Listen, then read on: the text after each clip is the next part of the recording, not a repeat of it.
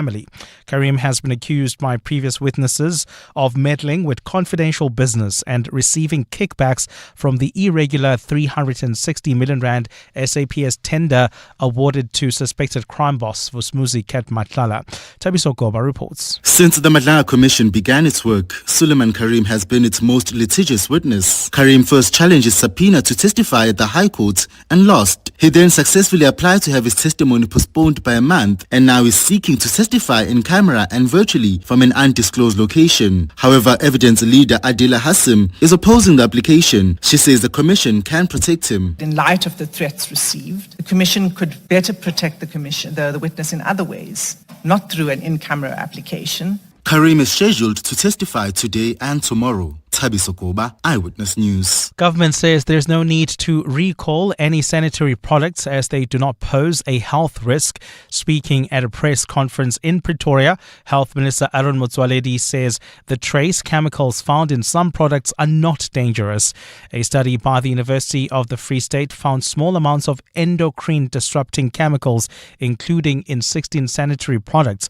Motsoaledi says while these chemicals can mimic hormones in the body's endocrine system, current evidence indicates no immediate risk to users. Endocrine disrupting chemicals cannot be completely avoided or removed. None of the tested products warrants withdrawal from the market, and that no evidence at present to support change of usual practice by users. Motsoaledi emphasizes the chemicals are common in everyday environments, with many exposures coming from food, dust, cleaning products, and other personal care items. They are ever present in low concentrations, in various foodstuffs, in household products, in personal care and beauty products, cosmetics, toothpaste, shampoo, body lotions, lipsticks, which many of you are wearing today, clothing, which all of us are wearing, electronics, which many of you are carrying. They are widely used in agriculture as pesticides. And France will host a video meeting of G7 finance ministers today to discuss the Middle East crisis. The war sparked by the US-Israeli bombing of Iran, launched last month, triggered a spike in crude oil and natural gas prices and a sharp fall in stock markets, particularly in Europe and Asia. The talks will address the question of Iran's blockade of the Strait of Hormuz, which separates Iran from the United Arab Emirates and is a key route for maritime trade. Nearly 20% of the world's crude oil and about 20% of liquefied natural gas usually transits through the key shipping lane. The leaders fear a resurgence of inflation similar to the rise in prices triggered by Russia's full-scale invasion of Ukraine. Iranian Foreign Minister Abbas Araghchi has told NBC News that they have the right to defend themselves. It is Americans who started this war against us, attacking us, and we are defending ourselves. So it is obvious that our missiles cannot reach the US. So what we can do is to attack American bases and American installations around us, which are unfortunately in the soils of our neighborly countries. Gold is trading at $5,107.72 an ounce. The rand is at 16.84 to the dollar, 22.43 to the pound, 19.45 to the euro. Brent crude oil is at $105.57 a barrel.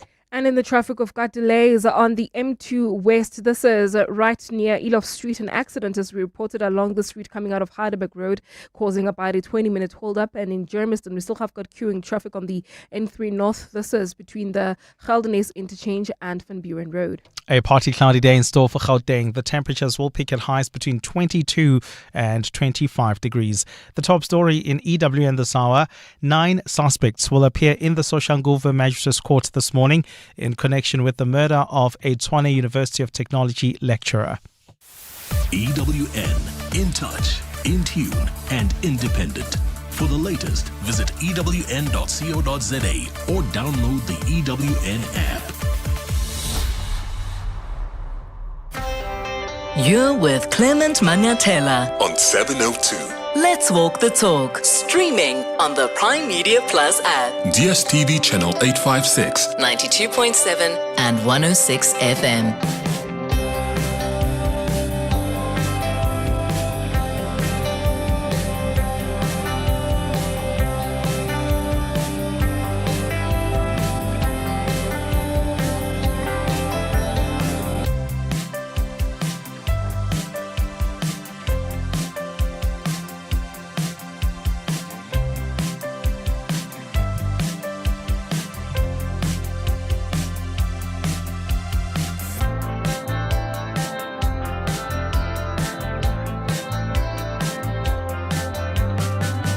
8 minutes after 9 o'clock. Dumelang, happy Monday. Welcome to the Clement Manyathela Show on this 9th day of March, the start of a brand new week. I hope you're good this morning. I hope you had a wonderful, wonderful weekend.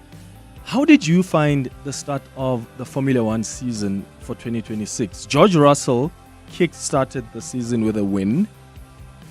Antonelli came second, and Ferrari's Charles Leclerc came third. So it was Mercedes 1 and 2 on podium and Ferrari 3 and 4 for Charles and Lewis. I was particularly impressed with the Mercedes car. It seemed to be fast.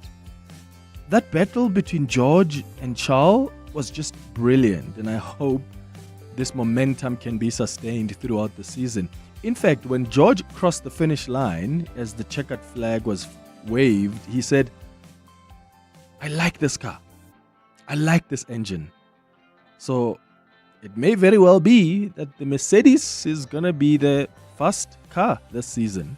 I don't know what you think, but Ferrari also looks like they have a good car this year. I have a feeling that this is going to be Ferrari's year, but they're going to have to battle it out with Mercedes. I mean, Ferrari hasn't dominated in a while. This is the time to do it.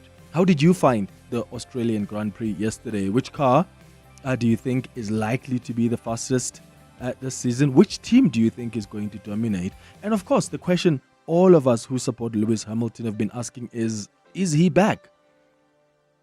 He showed some improvement yesterday, but I've also learned over the years not to be easily excited. What matters is consistent progress, and that's what I'm hoping for when it comes to Lewis Hamilton. What do you think? 011-883-0702 is the number to dial. You can send your WhatsApps on 072-702-1702. Now, businessman Patrice Motsepe has come out to once again deny that there is any chance he would consider running for ANC President. This is actually what he said while addressing shareholders on Friday. I have a duty to answer these questions to you because I'm chairman of African Rainbow Minerals, a company we started many, many years ago. But let's try and do what I do. I ignore these things.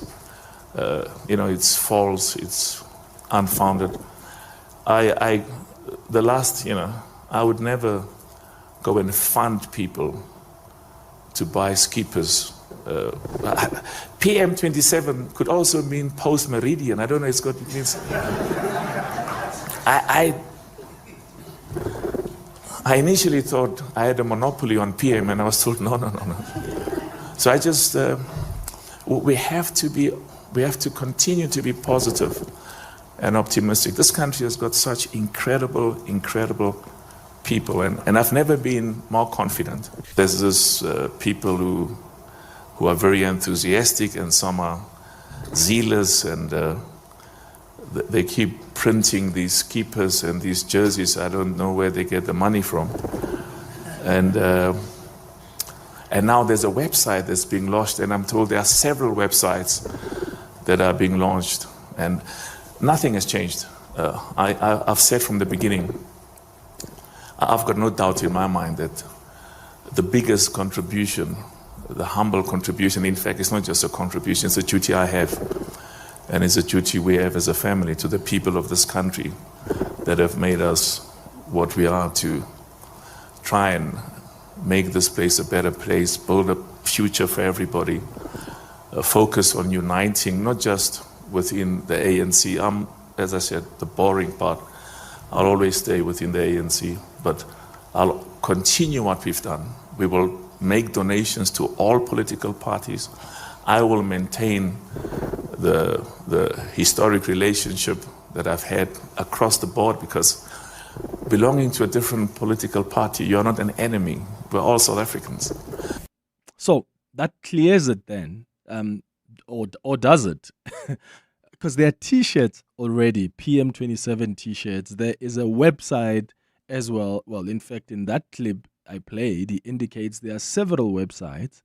I've checked one this morning, PM27 website that was launched, and it seems like many of them are raising funds for Patrice Motsepe campaign. In fact, the one I checked this morning says, and I quote here, "The PM27 campaign champions Patrice Motsepe as the most credible unifying and visionary leader to guide the ANC and South Africa into a new era of integrity and unity, rooted in the spirit of Savumelana, which means let's agree. The campaign calls on all South Africans to rally behind a leader who embodies unity, progress, and ethical governance, end quote. So someone is spending a lot of money on this campaign. And either they are doing this with hopes that when Patrice Motsepe sees that there's traction here and there's a lot of support, he will bite and join the race. Or they have spoken to him and he's waiting to see if this catches or not. I don't know. But it appears there's a strong lobby group that's spending money and investing in this, even though Patrice Motsepe has, on a number of occasions, denied that he plans to run for president. So what do you think is at play here? I'm not too sure, but I know there are some senior leaders in the ANC I've spoken to who believe that the campaign is well intact, even though there is a clear successor. What do you think is at play? 011-883-0702. I'm interested in your thoughts. You can send your WhatsApps as well. Here's what we're doing at 10 o'clock. We are going to be live in the U.S., in fact, the U.S.'s seat of government, Washington, D.C., to find out how the Trump administration is responding to that announcement of the Assembly of Experts in Iran, who have now elected Saeed Khamenei as the new supreme leader of the Islamic Republic of Iran, which indicates that the hardliners are still very much firmly in charge. David Smith is the Washington bureau chief for the Guardian newspaper in America. He will help us understand how Washington is responding to this and if at all it changes the US's strategy in this war. And then at 10:30, we'll continue with our series looking at the role of multilateral institutions. Last week, we focused on the United Nations. Today, we're going to be discussing the World Bank Organization. I mean, you'll pick up that a lot of these multilateral institutions were created after World War II. I mean, the bank's original mandate, for instance, was reconstruction and development. But over time, its focus has shifted from post-war reconstruction to poverty reduction, development finance, and economic reform in developing countries. So we'll speak about its influence, which, of course, has sparked a lot of debate because you've got supporters of the World Bank who say, well, this is helping lift millions out of poverty and build roads, schools, and power stations, etc., in developing countries. But those who criticize it will tell you that it comes with strings attached. Any of its loans with policy conditions sometimes as an expectation, and those conditions reshape national economies and sometimes deepen inequality.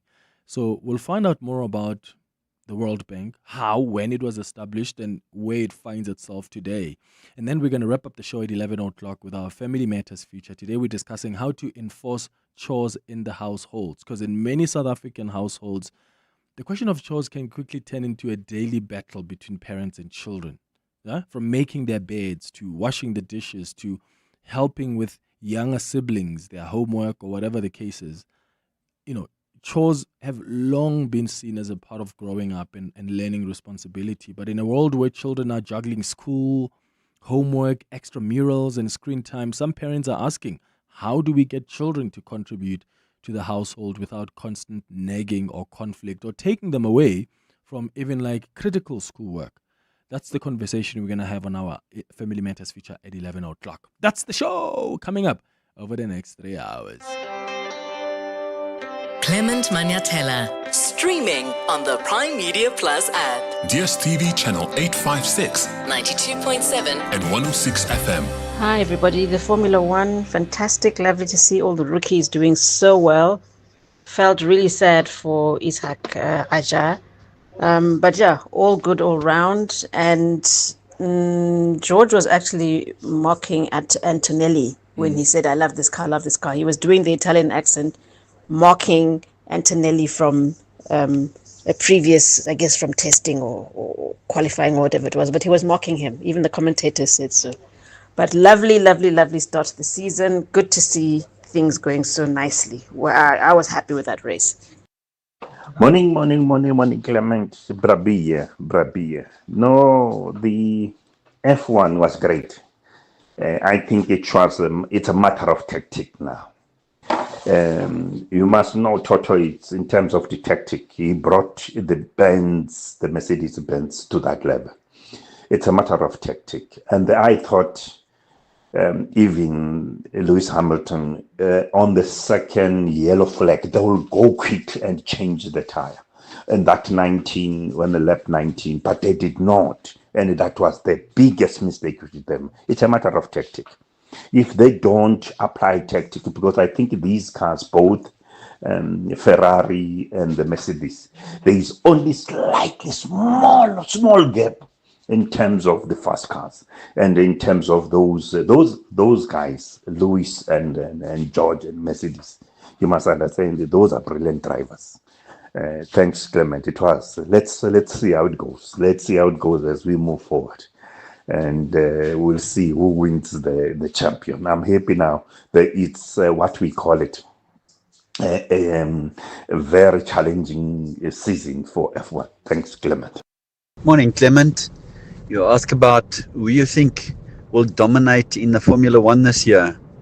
I hope no team will dominate. It becomes incredibly boring when there's one team that dominates. I lose interest. Of course, I'm talking about the Formula One now, not Springbok rugby. I feel a little differently about that. No, man. I mean, if history is anything to go by, there are some teams. Like there's a team that will dominate this year. It's rarely the case that you have like really tight competition where there are teams that have got equally, fast, good, technically equipped cars to go on, against each other. We need a team. I mean, I'm biased here. I'm really hoping that Ferrari dominates. Let me just put it that way. And I hope it dominates well. I mean, I like Charles Leclerc.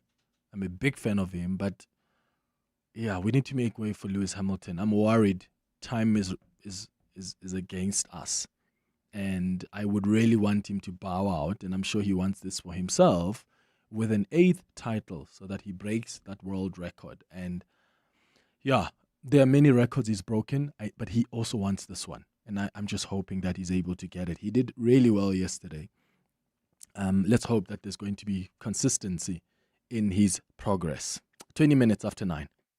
Your voice, your station, your open line. Walk the talk with Clement Manyathela on 702. Good morning, Clement Manyathela and 702 listeners. Regarding Formula One, I think this year is Ferrari and Lewis Hamilton. Regarding Patrice Motsepe PM27, I think he will eventually take this. He will say people wanted me to stand and to run, so he will take this and moving forward. I think all these billionaires or big business people, once they've achieved everything else financially now, they want the next power they can get is to become presidents of their countries. And I think that is the path that we have seen many of them take. So Motsepe is not going to be an exception. Thank you. Yeah, but we've never seen anything from him. And look, if I've missed it, let me know. But we've never seen any indications from Motsepe that he is interested in joining the political arena. Have we?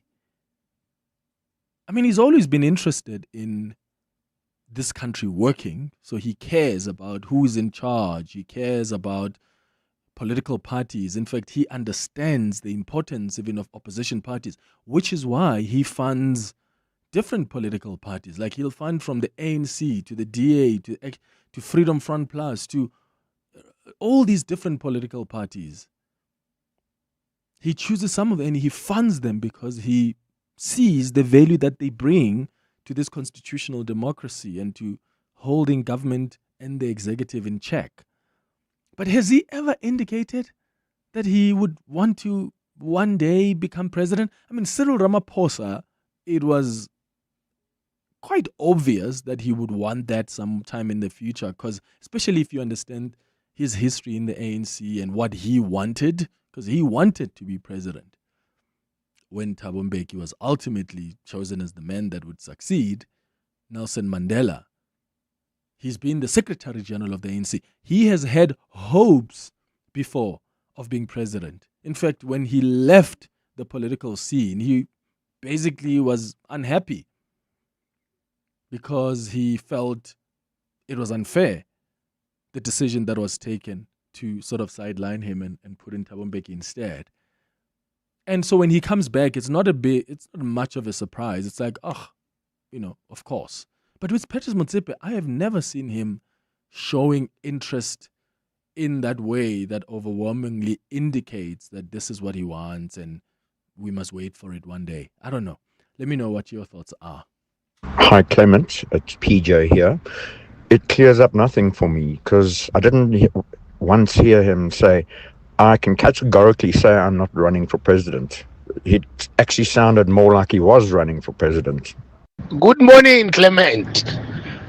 What if that PM stands for Paul Mashatile? Why you guys insist it's Patrice Motsepe? What if it's Paul Mashatile? Come on, let's not just jump the gun here. PM can be Patrice Motsepe, can be Paul Mashatile. Sharp. That's fair enough. That's a fair question, hey? What if it is Paul Mashatile? But I think the Paul Mashatile campaign has, in fact, a different tagline. Because Patrice Motsepe's one is Siyavumelana. Or let me not say Patrick Motsepe's one.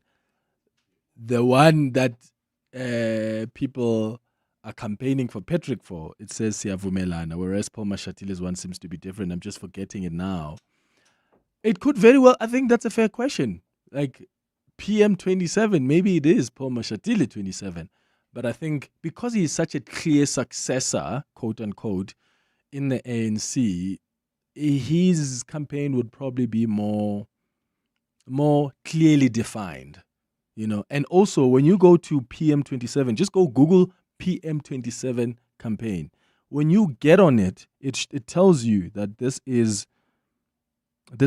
a campaign that champions Patrice Motsepe as the most credible, unifying, visionary leader that can guide the ANC in this country. It says nothing about Paul Mashatile. Good morning, Clement Jabuchilwane in Mkondo. These days, you can never be sure with regard to whether the likes of Motsepe really want to be in the ring or not. But to be honest with you, I will really be happy for him to get in the ring for the ANC leadership. With regard to Formula One, Ferrari all the way. Thank you. Yeah, Ferrari all the way, but let's hope they do show some results. Let's actually do a poll, shall we? Who do you think, in fact, if you're an ANC member or an ANC supporter, can you call us or send us a voice note and indicate so if you are one? Like, who do you think? Because there's already a clear successor in Paul Mashatile, right? But of course, this is the ANC. Anything is possible. There are people that are going to challenge Paul Mashatile for the position of president of the African National Congress. If you are in the ANC, who do you think is best? Who do you think the ANC needs now? Is it Paul Mashatile? Or if Patrice Motsepe really was to consider this seriously, do you think that this concept of a savior would work? Because that's what people thought with President Cyril Ramaphosa. That's what they thought. Oh, here's a man who was a businessman who's got lots of money, so you won't really feel the need to steal from government or to benefit in some way through many contracts. That's what people were mostly hoping for, who were campaigning for Cyril Ramaphosa. And they said, this is the man who's going to save the African National Congress. And what happened 2 years ago? For the very first time ever, the ANC slips below 50%. So what I'm asking is, would it be Patrice Motsepe? Like, are there people who still seriously think that a messiah can exist that saves this organization? Let me know your thoughts. Maybe you're in the ANC. Maybe you're not in the ANC. As a South African, do you also think that we need someone like a Patrice Motsepe or any other figure that may not be too entrenched, in the political infrastructure? 011-883-0702. Stephen, you are in Randburg. What are your thoughts? Good morning. Good morning, Clement. Hey, Yeah. Clement, you must understand how lobbying works within the ANC, and I think you asked very important questions here. Sometimes it's not the fact that the candidate has agreed, but what there are certain members within the ANC that have made it a career to make money out of lobbying certain candidates. What am I talking about? So when you lobby a particular candidate, you're able to build up a war chest. So you're able to go to businessmen A and say, hey, I'm with this campaign. I think it can work. Can you guys donate some money? And we saw it happening in 2017, although it wasn't widely reported. But if you looked at the two campaigns, there were a lot of people that were at the forefront of that made a lot of money out of this, whether it be accommodation, whether it be money. Some people have even gone on to start businesses from that money from lobbying. So it's become a very lucrative business. So if the earlier you pronounce your candidate is, the more money you're able to gather. It might very well happen that at a later stage, Patrice decides that he wants to run. But I can tell you that there's a possibility that these guys are doing it without his knowledge to be able to then accumulate a certain amount of income. So we must not rule that out ultimately in terms of how these lobby groups work. Yeah, that's true, Stephen, because also the people who donate are not necessarily going to ask for a clip of Patrice or a letter that indicates that he's interested. Like they take what you as lobbyists say and they're like, okay, I'll put my money behind this. 100%. I mean, you remember there were 7 candidates in 2017. I don't know if you remember. 7 candidates. And within those candidates, all of them had campaign managers. Yeah. And those campaign managers, if you had to do a proper research, find out exactly where they're sitting financially today. Yeah. No, Stephen, you're raising such a fair point. Thank you so much for that call in Randburg. It's possible that there are some lobby groups here that are just finding this as a quick way to make some buck. Or that it could very well be that they've got strong hopes that Patrice will bite at some point, or they've spoken to him before and he's just waiting to see if this is going to catch on and then he can join the bandwagon. Maybe not now, until he's sure that he's got quite a strong campaign.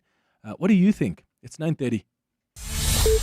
Time for the latest in Eyewitness News headlines. More of your calls and WhatsApps afterwards. So good morning. Thanks, Clement. Good morning. 9 suspects will appear in the Soshanguve Magistrates Court this morning in connection with the murder of a Tshwane University of Technology lecturer. The group was arrested last month near the South Campus. Police say the man was killed in a mob justice attack after accusations that he raped a child. In Cape Town, police have arrested 5 suspects linked to a mass shooting in Marikana informal settlements in Philippi East. 4 people were killed and 1 woman fled after being wounded when gunmen stormed a house on Saturday night. Police reports indicate that the attackers entered the Disa Road premises and fired several shots. And Iraq's pro-Iran groups have welcomed the appointment of Mujtaba Khamenei as Iran's new supreme leader. His predecessor and father was killed in U.S. and Israeli strikes last month. The powerful Badr organization says the new leadership represents a blessed continuity of the path of the Islamic Revolution. Those are the headlines. This EWN and more at 10 or as it happens. EWN Traffic. Well, travelling on the M1 South, we've got delays between Greyston Drive and Corder Drive. Roadworks are causing these delays. Please be on the lookout there. While travelling on the M2 West towards Village Main, we've got an accident reported right near Heidelberg Road. It's causing heavy traffic volumes. This is just as you approach Elof Street. Please be on the lookout there, as this will affect your trip towards Joburg CBD. And then heading towards Bedford View, do expect delays on the N3 North between the Caldenes Interchange and Van Buren Road. There's also queuing traffic on the N12 West between Edenville Road and the Gililis Interchange. In the city of Tshwane, we've got delays on the N14 North. This is in the Clubview area, and that's due to roadworks that are taking place right near Euphues Road. We're causing delays coming out of Littleton Road. Please be on the lookout there and try to avoid, if you're heading towards the CBD, maybe try to use the R101. More updates coming up at the top of the hour. Stay tuned. There's more EWN on air, online, and on the EWN app.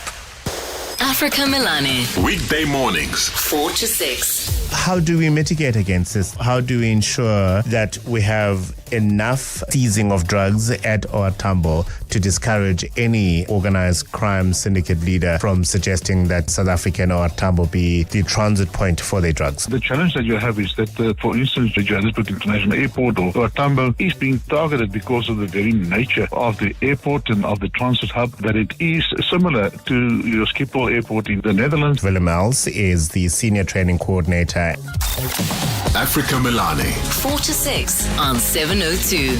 The Johannesburg Philharmonic Orchestra's summer season continues with a superb program under the baton of Maestro Daniel Boyko, featuring violinist Zanta Hofmeyer performing Mendelssohn's most beloved violin concerto, and soprano Sipogazi Mapumulo and the Gauteng choristers performing Bessie's Thrilling Rise to the Hunter. This concert is not to be missed. Thursday, the 12th of March at 7:30 p.m. at the Linda Auditorium. Tickets available on Quicket. Why get a workhorse that makes you do all the work when you can get so much more? Don't settle. Get the GWM P300 from only 5,672 per month with a 2.4-liter turbo diesel automatic that delivers on work, play, and life. Visit gwm.co.za for T's and C's and to book a test drive. GWM. Go with more. Brought to you by GWM Finance, a division of West Bank, an authorized financial services and credit provider. To walk the talk is to turn words into meaningful actions. And it's what we at 702 are committed to doing every day. We're also committed to following the rules set out by the Broadcasting Complaints Commission's Code of Conduct. To give you balanced programming, fair comment, and accurate news. But if we stumble along the way and you feel we're not living up to the code, let us know on comment@702.co.za. And if after that you're still not happy, you can direct your complaint in writing to the Broadcasting Complaints Commission, PO Box 412365, Craig Hall 2024. For more, visit bccsa.co.za. Your voice. Your station. Your open line. Walk the talk with Clement Manyathela on 702. 25 minutes before 10 o'clock, it's the 702 open line. We're taking your calls on 011-883-0702. WhatsApps on 072-702-1702. We've been reflecting on the start of the Formula One season and how you have found it. You can share your thoughts. Which team do you think is going to be dominating this year? And if you are a Lewis Hamilton fan, do you think he is back? We're also talking about businessman Patrice Motsepe. I played you a clip earlier where he basically once again denied that he is considering running for ANC President. He was speaking while addressing shareholders on Friday. But what is at play here? Because there are people that are investing a lot of money on websites, on T-shirts, and here's the man they're campaigning for saying, I'm not interested. But we've got an interesting call as well from a listener who says, look, don't forget that there are ANC lobbyists here, people who take advantage and go and campaign for particular potential leaders of the ANC, whether they've agreed or not, and that's their chance of making money. And I think that is probably what is taking place here. But I'm interested to hear your thoughts. Some of you believe Patrice Motsepe may come back and reconsider. He's probably waiting to see if this campaign is strong enough and if indeed there are people that support him. We wait and see. There's another story I want to bring you up to speed with. I'm going to come to your calls and your WhatsApps in a moment. But remember Karim Kasim. Is it Karim Kasim? Remember the man that has been tried? Suleiman Karim. Who was Salim Kasim? I think there was someone in government, who was Salim Kasim. I must check that out. But anyway, Suleiman Kasim has been at the Madlanga Commission trying to avoid testifying at the commission. And this time around, I mean, he's come up with all sorts of tricks. This time around, he came up and he wanted to testify in camera because he claimed that he's fearing for his life.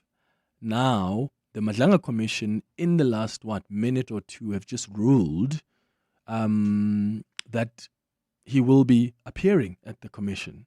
So what he was asking for has been declined. So that's a big blow for him. Remember, he has come up with all tricks. He even went to court at some point, and then now this time, the latest trick was, no, he has to testify in camera. That's what his lawyers argued last week. Well, the chair of the commission, together with the other commissioners, have just announced that he is expected to come and appear this morning. So he will be appearing this morning, not in camera. You're going to see him like you've seen him before when he has appeared at the Madlanga Commission, but his lawyers were trying to make up some justifications for why that testimony should not continue. So thank goodness we are finally going to hear from him, because he seems to have received monies, but also he seems to have interfered in that SAPS tender that Ket Matlala got. Remember that SMS that he supposedly sent to the Minister of Police, Senzo Mkhunu, as well, asking him about that tender, which indicates then that there is a grouping here that operates and is planning for potentially Senzo Mkhunu's future presidential ambitions, and they wanted to channel money here. So we'll find out more throughout his testimony today, as he's expected to appear at the Madlanga Commission. It's 20 minutes now before 10. Your voice, your station, your open line. Walk the talk with Clement Manyathela on 702. Magwenya, you're calling us from Pretoria North. Good morning. Good morning, Clement. How are you? Sharp, man. Go ahead. What are your thoughts? Yeah, I just want to talk about this one of Motsepe and the ANC and so on. From my own opinion, I don't think there's any leader within the ANC or from outside who can fix the ANC. And I'll tell you why. The ANC, the way it is structured, its size alone, the factions, and what we have seen before, it's like if you are a leader of the ANC, you have got to protect all the rogues who are within the ANC first before you can be accepted there. So it's like the same situation that Ramaphosa finds himself in. He has to protect people like Abomokonyane, Mantashe, and all that, even though they've got cases with Busasa and so on, because his survival within the party rests with those people. I can call them his hench people, the bodyguards who can actually make his life easier. Otherwise, anybody else who goes in there and doesn't pick a side within the factions that are there is definitely going to be pushed out. And we have seen it even with Mbeki. When things started getting a little bit tough for him, they decided to kick him out and put Zuma there. So Motsepe, if he's interested in politics, my best advice to him was for him to start a new party. And that, as you know, politics need money to roll. With a new party, he would be able to have enough control and be able to elevate the party to the level he has because of the money that he has. But going to the ANC, I doubt if there's anybody on this, on this earth who can change and fix the NDC, because it is struggling from an existential crisis at the moment. Thank you. All right, Magwenya in Pretoria North, thank you so much for your thoughts. Thank you to AB on WhatsApp, who says, Clement, when you were busy mentioning Salim Karim, were you not referring to the one who was prominent and on TV a lot during COVID-19? Yes.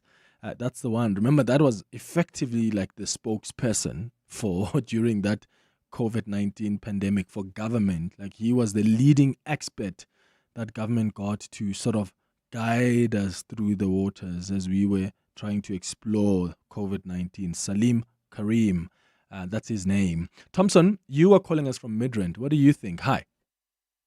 How's it, Clement? Sure. All right, man. Here's the thing about the issue of Patrice. Firstly, we need to understand how politics work in South Africa. Politics in South Africa, in the main, in the ANC, people sometimes when they talk about infiltration, they think these are just terms. The ANC was long infiltrated by capital. And what they do, they plan around a candidate that will obviously secure their interests. And once they've identified that person, then they put money on it, because it's very easy to buy delegates when it comes to the ANC. Now, as for Patrice Motsepe, if you look at capital, You'd obviously be the to secure the of capital. And there's probably discussions that are already happening. He might say, I'm not interested now, but obviously, as time goes on, because he also has interest, he would want to obviously, at the end of the day, whether you look at, however you want to look at it, there is power and control at play. And if Patrice is given an opportunity to be in power and to control, he will take that opportunity. Him to just say now I'm not interested, it's a way of taking over the pressure. And I can tell you right now, Capital has already identified him, but I'm not so sure if he's a good candidate for black people. Because if you look at the dynamics of South Africa as to how the structure of the economy is as it is, there is a fight which is still continuing because you are dealing with a situation where everything is monopolized and it's owned by certain people, the 1% that's always spoken about. And the Patrice falls within that 1%. And those are the guys that would want a guy like Patrice to be there.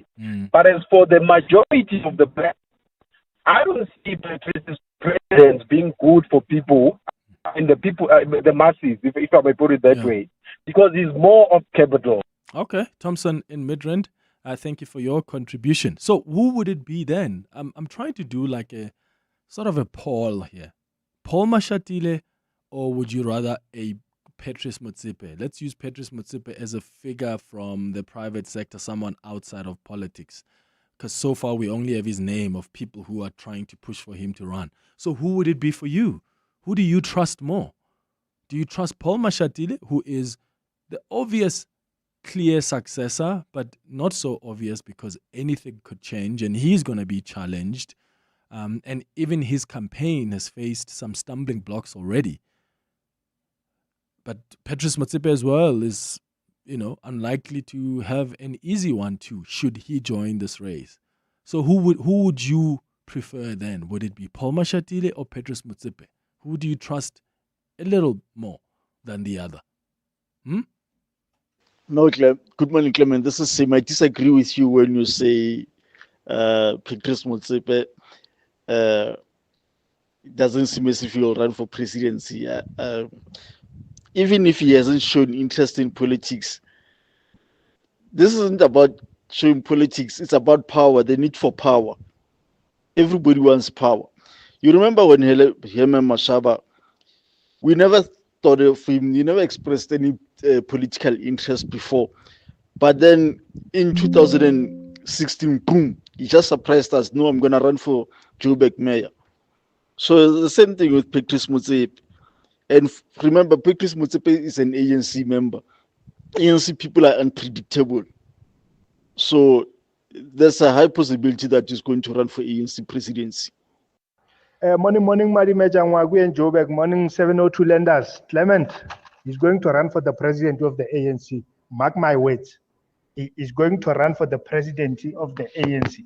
It doesn't matter if he's giving donations to all political parties and whatsoever. It can't be. He knows very well, because I think there are people who are lobbying for him and they're having meetings with him. It can't just be randomly, then people are saying PM for president, PM for president. No, he knows very well. That's why he resigns all the position from Rainbow Minerals and whatsoever. PM is running for the presidency of the ANC. Watch my space. I'm telling you, Magwenya and Joburg, have a great one. Good morning, Clement, and good morning to the listeners of 702. I would be glad if he runs for presidency, Patrice. The only problem is if he's going to run under the ANC banner, then ANC is going to taint his reputation, because ANC is tainted badly, my brother. ANC is unrepairable. So if he's gonna do it under the banner of the ANC, I don't think it's gonna work well for him, because these guys, they're going to destroy his name, honestly. Okay. Okay, so the poll I'm trying to run. Okay, the first message that came up where was someone just typed Paul Mashatile. So I'm imagining you think you trust Paul Mashatile more than like a Patrice Motsepe. On the WhatsApp line, Lex says, Clement, trusting Paul Mashatile is like trusting a snake not to bite you. The fact that the deputy president has been shrouded in so many dubious, controversial things shows how high up in the ANC the corruption and rot goes. That's what somebody else says. And there's some of you that are indicating whether you think Paul Mashatile is the one. Must that be the successor in the ANC if you're interested in ANC politics? Which you should, because it's possible that whoever is elected ANC president may be the president of the country, depending on, of course, what happens after the elections. Is it Paul or is it Patrice Motsepe? Who do you trust more? I'm not even involving other people who are likely to run. I mean, Togo Didiza is likely to enter the race. So is Fikile Mbalula, for instance. But I'm just looking at this so-called clear successor, Paul Mashatile, and someone else who seems to be an outlier here, Patrice Motsepe, whom many are still pushing for him to join, even when he says no. Who would you rather have between the two? For over 30 years, Midday Cargo has been keeping South Africa's supply chain moving, giving our economy the dedicated cargo capacity it needs. Whether it's really, really urgent, oversized, or hazardous, when a shipment has to fly, we make it happen. Linking all major airports with reliable freighter services, our promise delivers. Midday Cargo. Every kilo counts. You hear that? That's the sound of business execution finally visible. No more chasing people and reports. No more disconnected systems. No more guessing if our business is performing or not. iStratGo connects strategy, people, performance, and day-to-day work into one clear software platform, so leaders can see what's working, what's not, and where to focus. Because when execution is visible, everything runs better. Book a demo on iStratGo.com. iStratgo.com.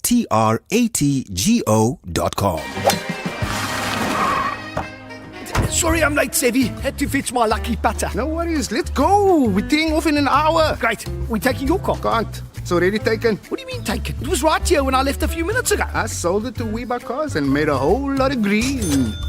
Birdie told me that's the best way to sell your car. Not only the best way, it's the fair way. Kom ons vat die pad. Don't be doof, be savvy. We buy cars, geared for a fast sale, geared for you. Your voice, Your station. your open line Walk the talk with Clement Manyathela. on 702. 10 minutes before 10 o'clock. Lindy on the WhatsApp line says, Clement, I trust Paul Mashatile. He's a good leader. That's Lindy over there in Soweto. Another one says, Clement, Patrice Motsepe is the next president of the ANC. Trust me on that. Money talks in ANC politics. That's a message there from Eric.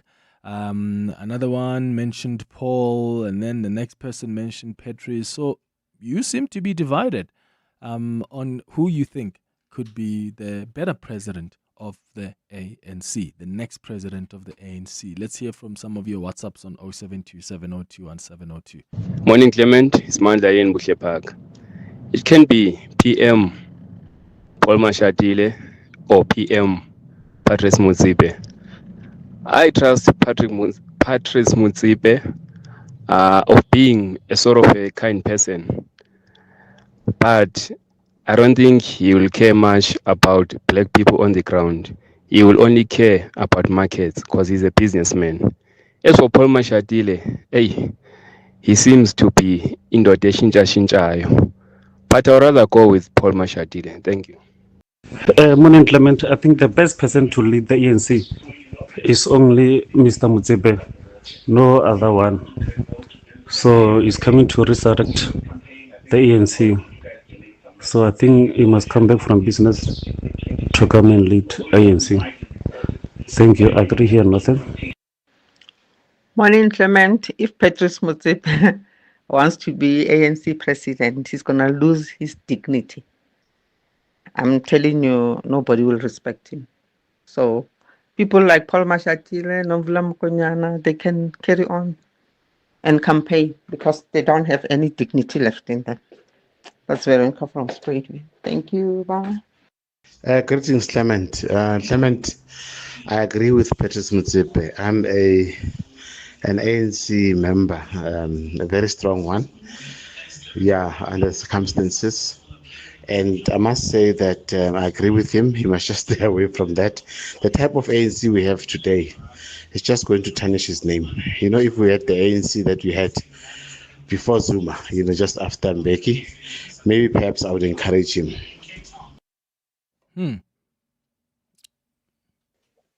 Morning, Clement. I think it is Patrice Motsepe.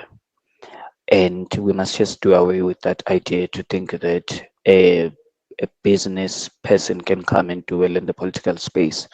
We're told that with the current president, Ramaphosa, that is a billionaire, his money is going to come and is going to save the country, is going to save the organization, but yet to this still they are employees of the African National Congress who have been paid, but their leader is a billionaire.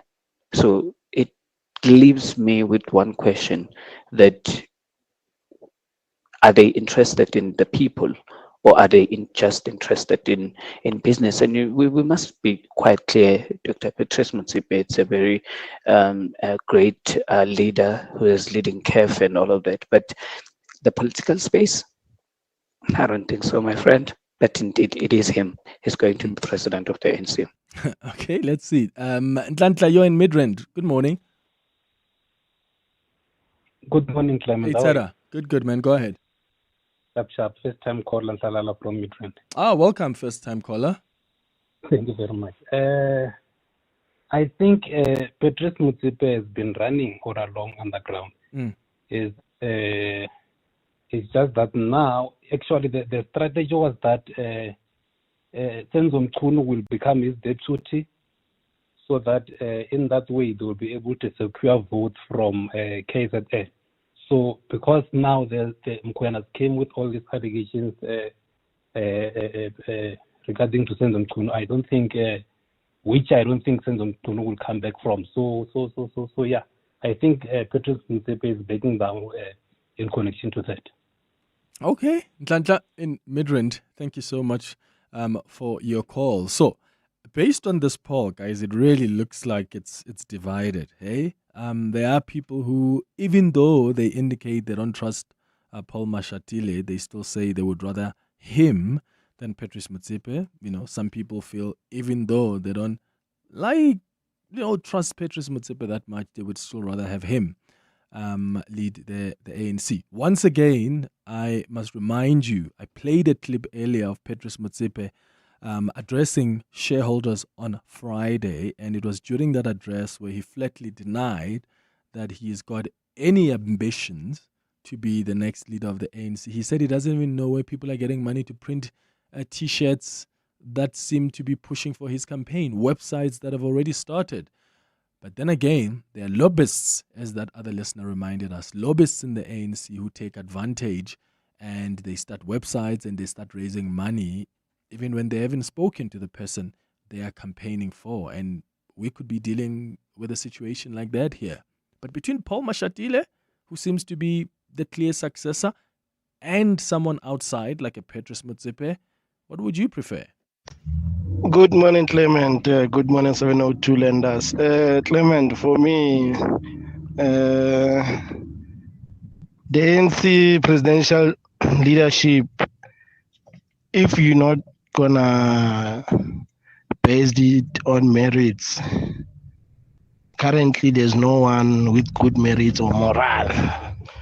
But if you're gonna base it on the numbers and popularity, I'll say if Dr. Zweli Mkhize contests, he might win KZN back, and that will be the end of MKP. So for me, if it's not based on morale and merits, Dr. Zweli Mkhize can run for presidency, then he can go toe-to-toe with MKP, because I don't see anyone that can go toe-to-toe with MKP in the current leadership of the ANC besides him. Thank you, JT from Soshanguve. Morning, Clement. This is Wesley Twabala calling you from Soweto. I rally behind Patrice Motsepe.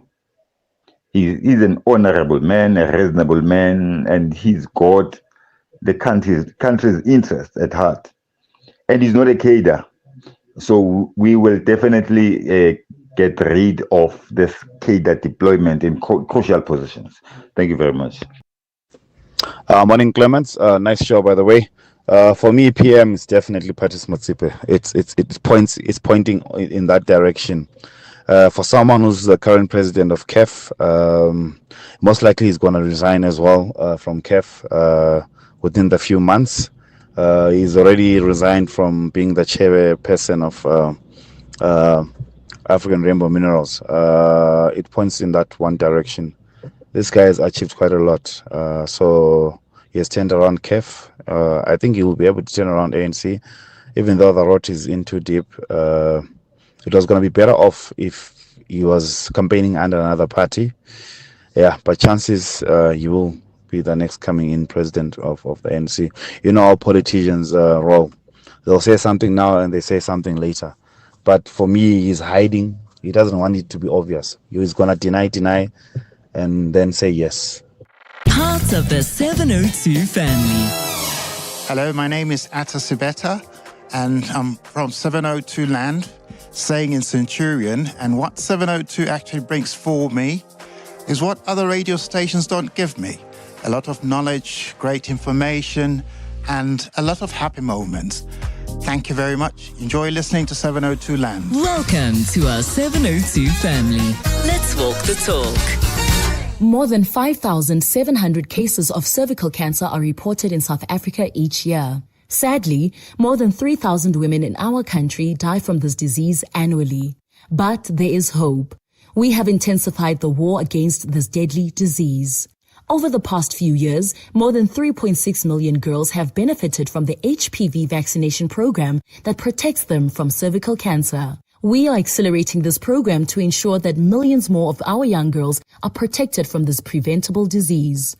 The success of this campaign depends on collaboration among all stakeholders, especially parents and caregivers who are required to give consent for their daughter to participate in the vaccination program. For more information, visit your nearest healthcare facility. This message is brought to you by the National Department of Health. Why get stuck in an e-hailing ride with 80s music and a Mr. Moto mouth when you can get so much more?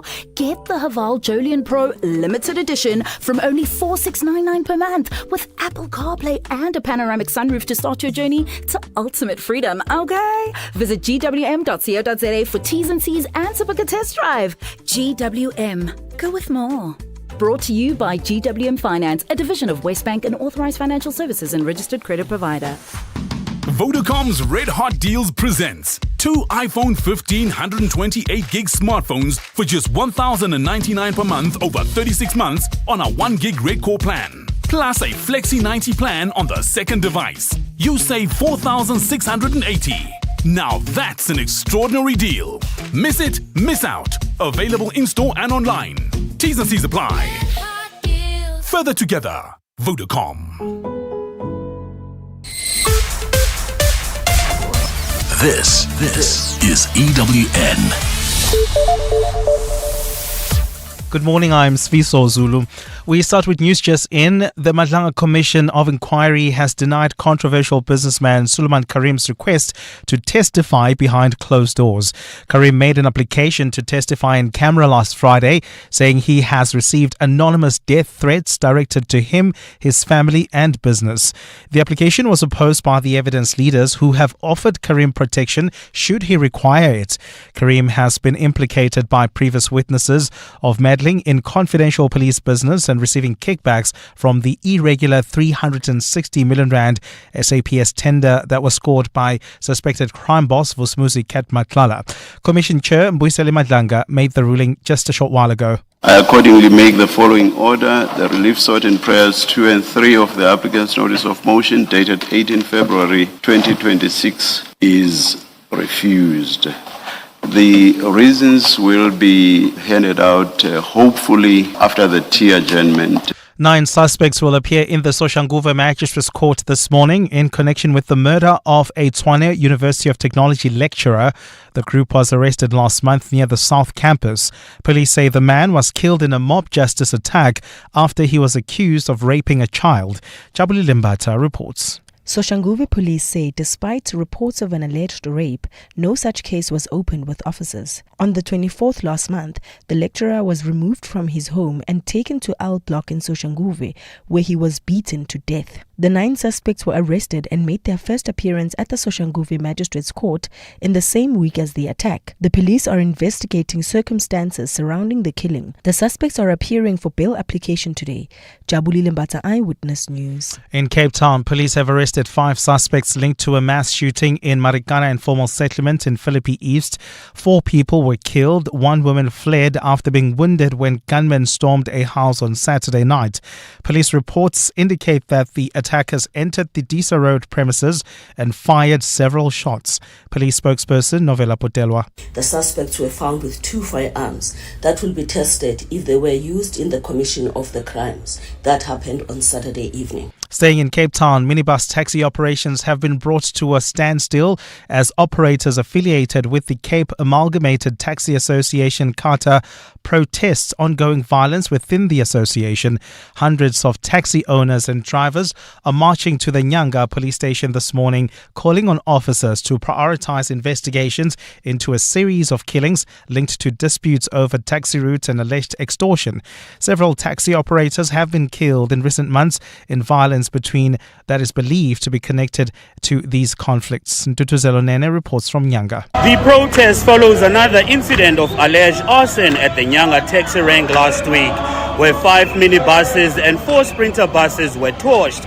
It is the second such incident at the taxi rank in just over a year. Taxi operators claim the incidents are linked to extortion allegedly carried out by individuals within the association. Police have not yet confirmed the motive for the fire and investigations are continuing. Ndutuzelo Nene, Eyewitness News in Nyanga. And Iraq's pro-Iran groups have welcomed the appointment of Mujtaba Khamenei as Iran's new supreme leader. His predecessor and father was killed in US and Israeli strikes last month. The powerful Badr organization says the new leadership represents a blessed continuity of the path of the Islamic Revolution. Iran wields significant influence in Iraq politics and also backs armed groups whose power has grown both politically and financially. Iraq has for decades been a proxy battleground between the US and Iran. Gold is trading at $5,107.72 an ounce. The rand 16.81 to the dollar, 22.43 to the pound, 19.44 to the euro. Brent crude oil is at $107.59 a barrel. And in the traffic in Clubview Centurion, there's roadworks taking place along the N14 North, and they're causing delays between Littleton Road and Trichard Road. Please be on the lookout there. There's also queuing traffic on the N1 North in the Waterfall area. This is due to an accident as we approach Allendale Road. A partly cloudy day in store for Gauteng. The temperatures will peak at highs between 25 and 22 degrees. The top story in EWN this hour. The Madlanga Commission has refused controversial businessman Suleiman Karim's request to testify behind closed doors. EWN, in touch, in tune, and independent. For the latest, visit ewn.co.za or download the EWN app. You're with Clement Manyathela on 702. Let's Walk the Talk, streaming on the Prime Media Plus app. DSTV channel 856, 92.7 and 106 FM.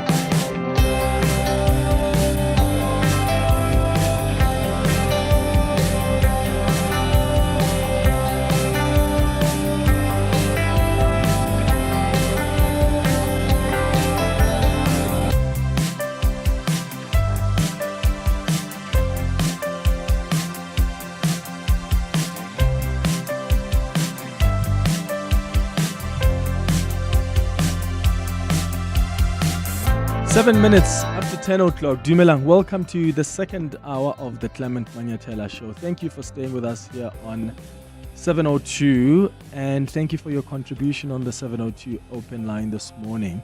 I'm just watching the screens here in studio, and as you've heard on Eyewitness News, I mean, the big story this morning is that the Madlanga Commission has rejected the businessman Suleimani Karim's latest bid to testify in camera, which has always been bizarre because we know who is. We've seen him at the commission. In fact, he's there now, and he has come up with all sorts of tricks to avoid coming to the commission to respond to some very key questions. One of which includes, did he receive money from Ket Matlala, and what was that money for? But additionally, did he send a message to Minister Senzo Mchunu to talk to him about the SAPS contract that Ket Matlala received? He's been trying to avoid to appear, even went to court, lost, came to the commission, and now he has tried to say, okay, at least let me testify in camera. You mustn't see his face. In fact, he testifies in secret. No, the commission says, no, you're going to testify this morning, and the reasons are expected to be given, in fact, anytime from now.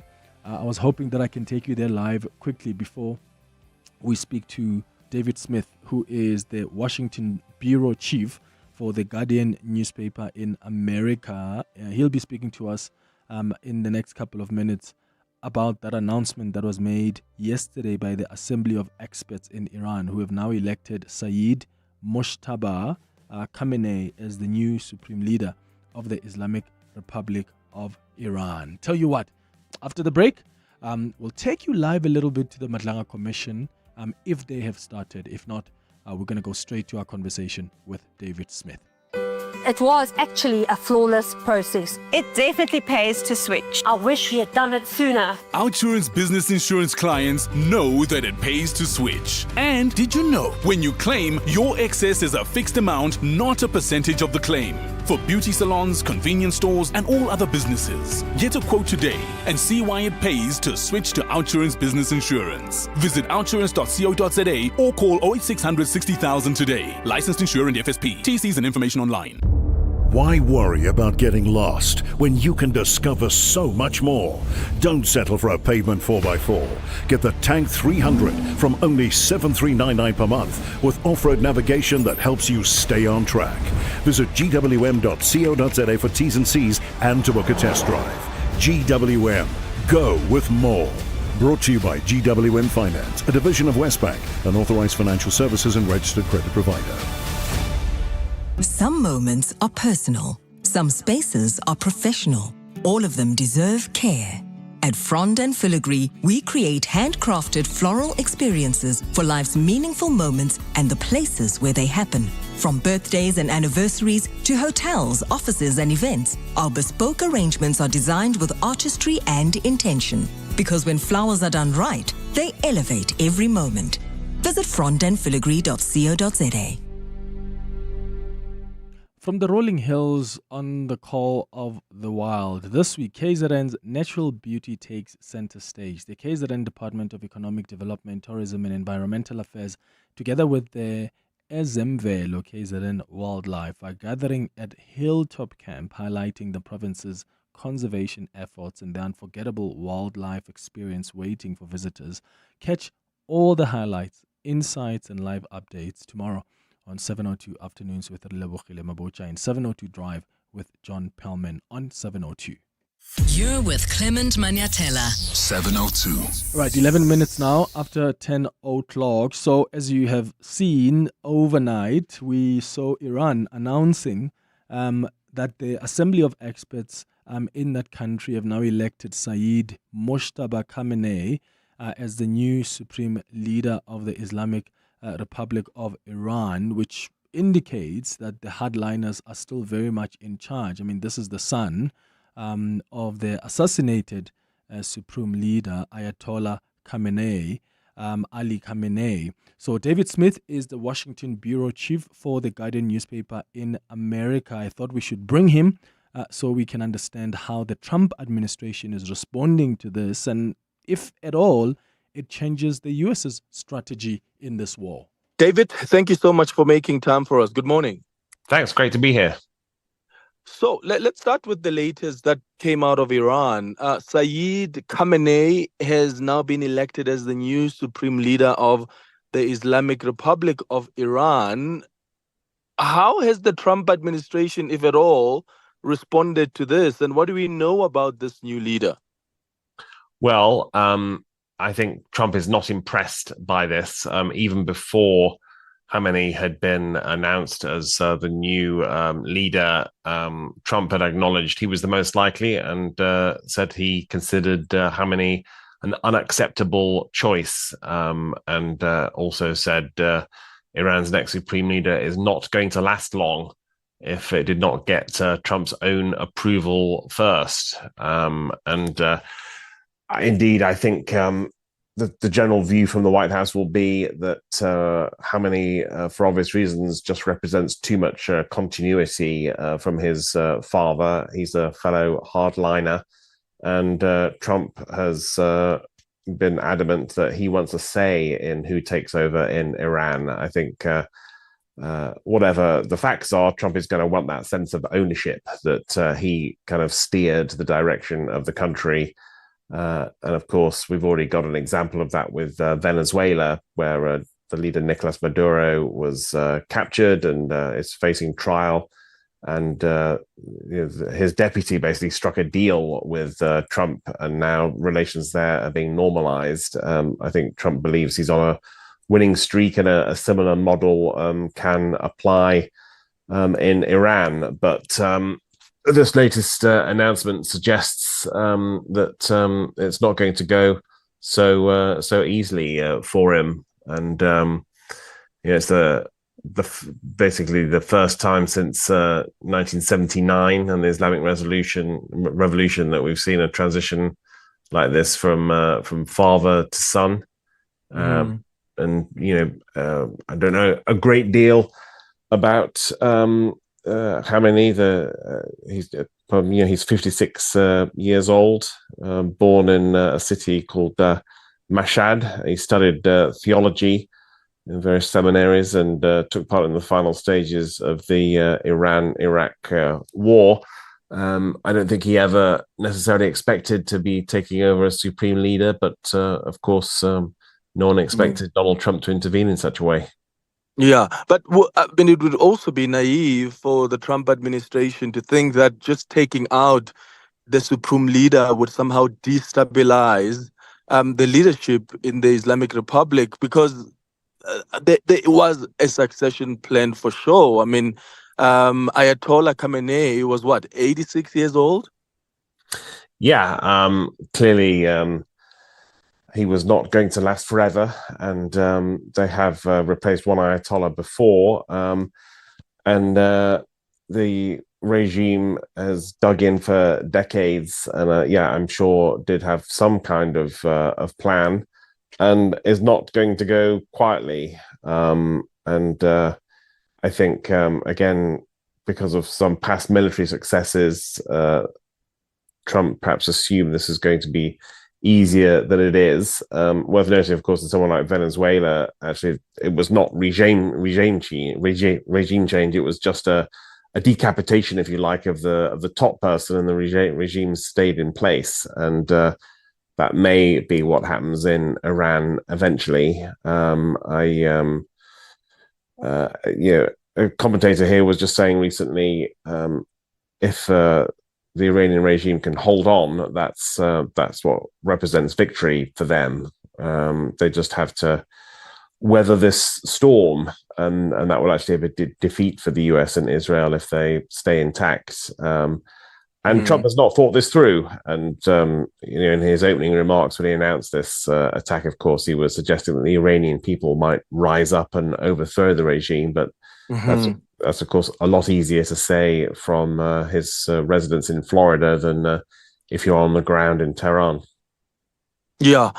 Is there clarity, in Washington, D.C. now where you are, around what the strategy of the U.S. is? Because as you say in the beginning, the justifications were so different from the different political leaders as to why America decided to join in these attacks.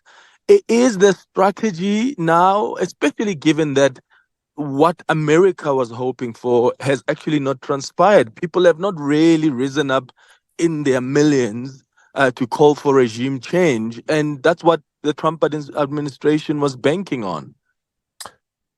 No, still pretty unclear, and certainly Trump's critics in the US would argue he went into this without any kind of strategy and still doesn't have one now. We have, over the past week, heard this shifting set of explanations from the president and others, whether it's about stopping Iran getting a nuclear weapon or ballistic missiles, whether it's about overthrowing the regime for the sake of the people, or curtailing proxy groups, or a little bit of all of the above. And Trump keeps giving these off-the-cuff phone interviews to reporters who call him, and shifting the ground. Each time it feels very improvisational and not thought through. The White House has indicated maybe this will go on for 4 to 6 weeks, but maybe longer.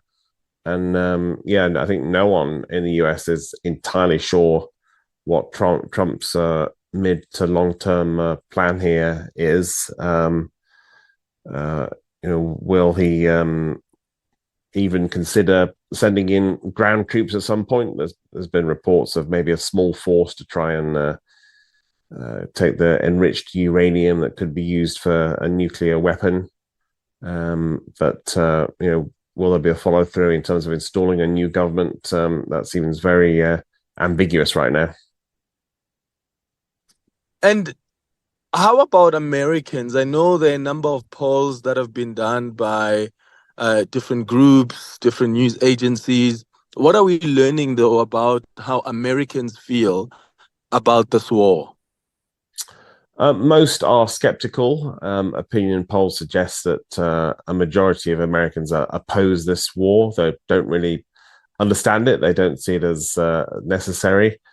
Of course, what's difficult for the Trump administration, a couple of things, is that the price of oil has just gone above $100 a barrel. So that could hurt Americans at the petrol pump.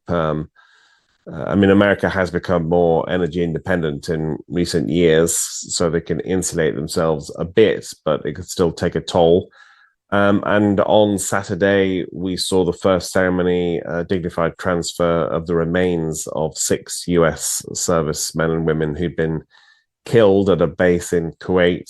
Since then, a 7th death has been announced. And if that death toll rises, then I think, again, many Americans will question why is this happening.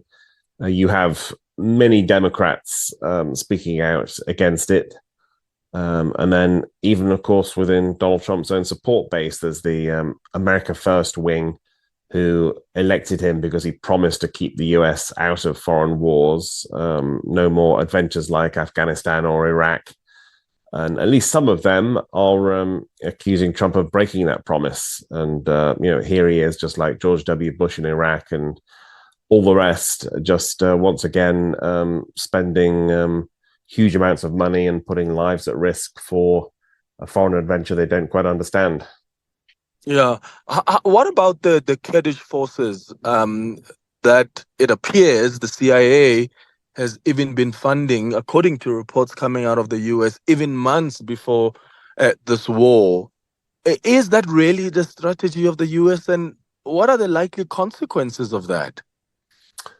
Yeah, there's certainly been some reporting that the US might consider backing Kurdish forces in Iraq to cross the border into Iran and maybe take part in fighting, maybe try to overthrow the regime. A long-standing relationship between the Americans and the Kurds, which has often resulted in America turning its back on the Kurds and not following through.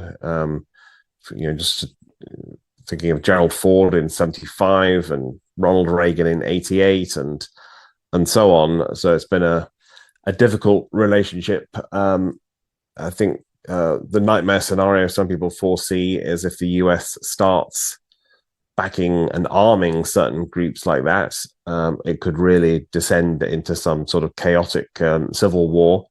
And we might see a repeat of what happened in Iraq with various militia groups fighting each other, or Libya more recently. However, on Saturday, I think it was, Trump said he's not considering this at the moment. He said the war is complicated enough as it is, and we don't want to make it more so. So right now, that just seems to be a sort of a report and a rumor and a speculation rather than something that's definitely happening. But I guess watch this space. Yeah.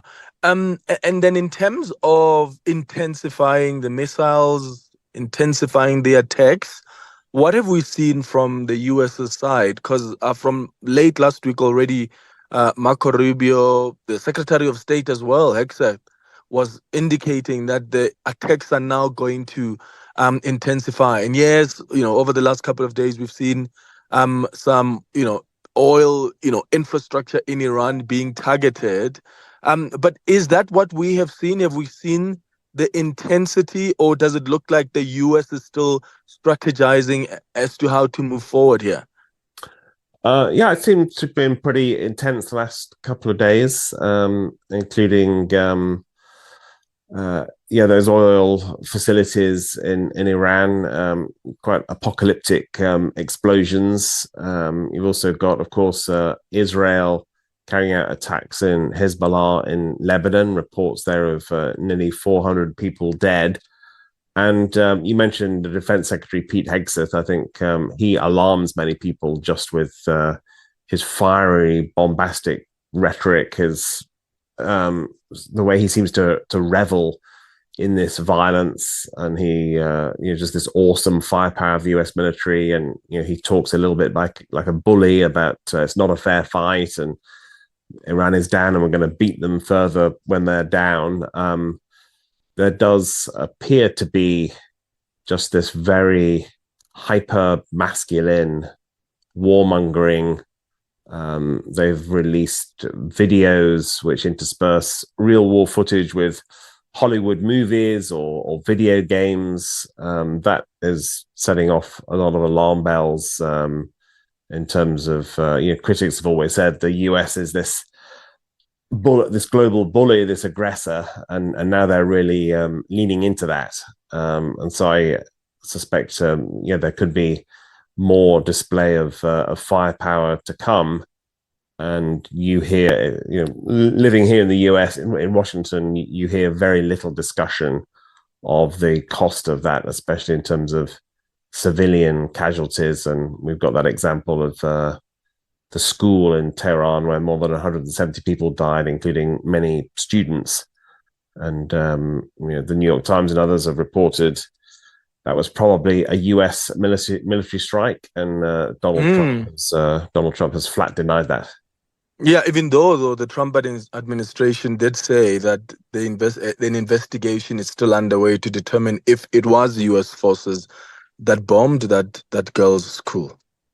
That's right. And there was an awkward moment on Air Force One on Saturday when Trump just flatly denied it was the US involved and suggested it might have been the Iranians misfiring somehow. Whereas Pete Hegseth, who was standing next to Trump on Air Force One, couldn't quite bring himself to say that and just said an investigation is ongoing. Certainly right now, an analysis by the New York Times and other media reports, it's not looking good for the US. It looks like it may well have been them involved. And of course, what we've learned from history in Iraq and elsewhere is that when a major power inflicts these kind of civilian casualties, it sows the seeds of years, if not decades, of resentment and hostility, and they pay the price. How much capacity do you think the president of the US still have for this war, and even appetite?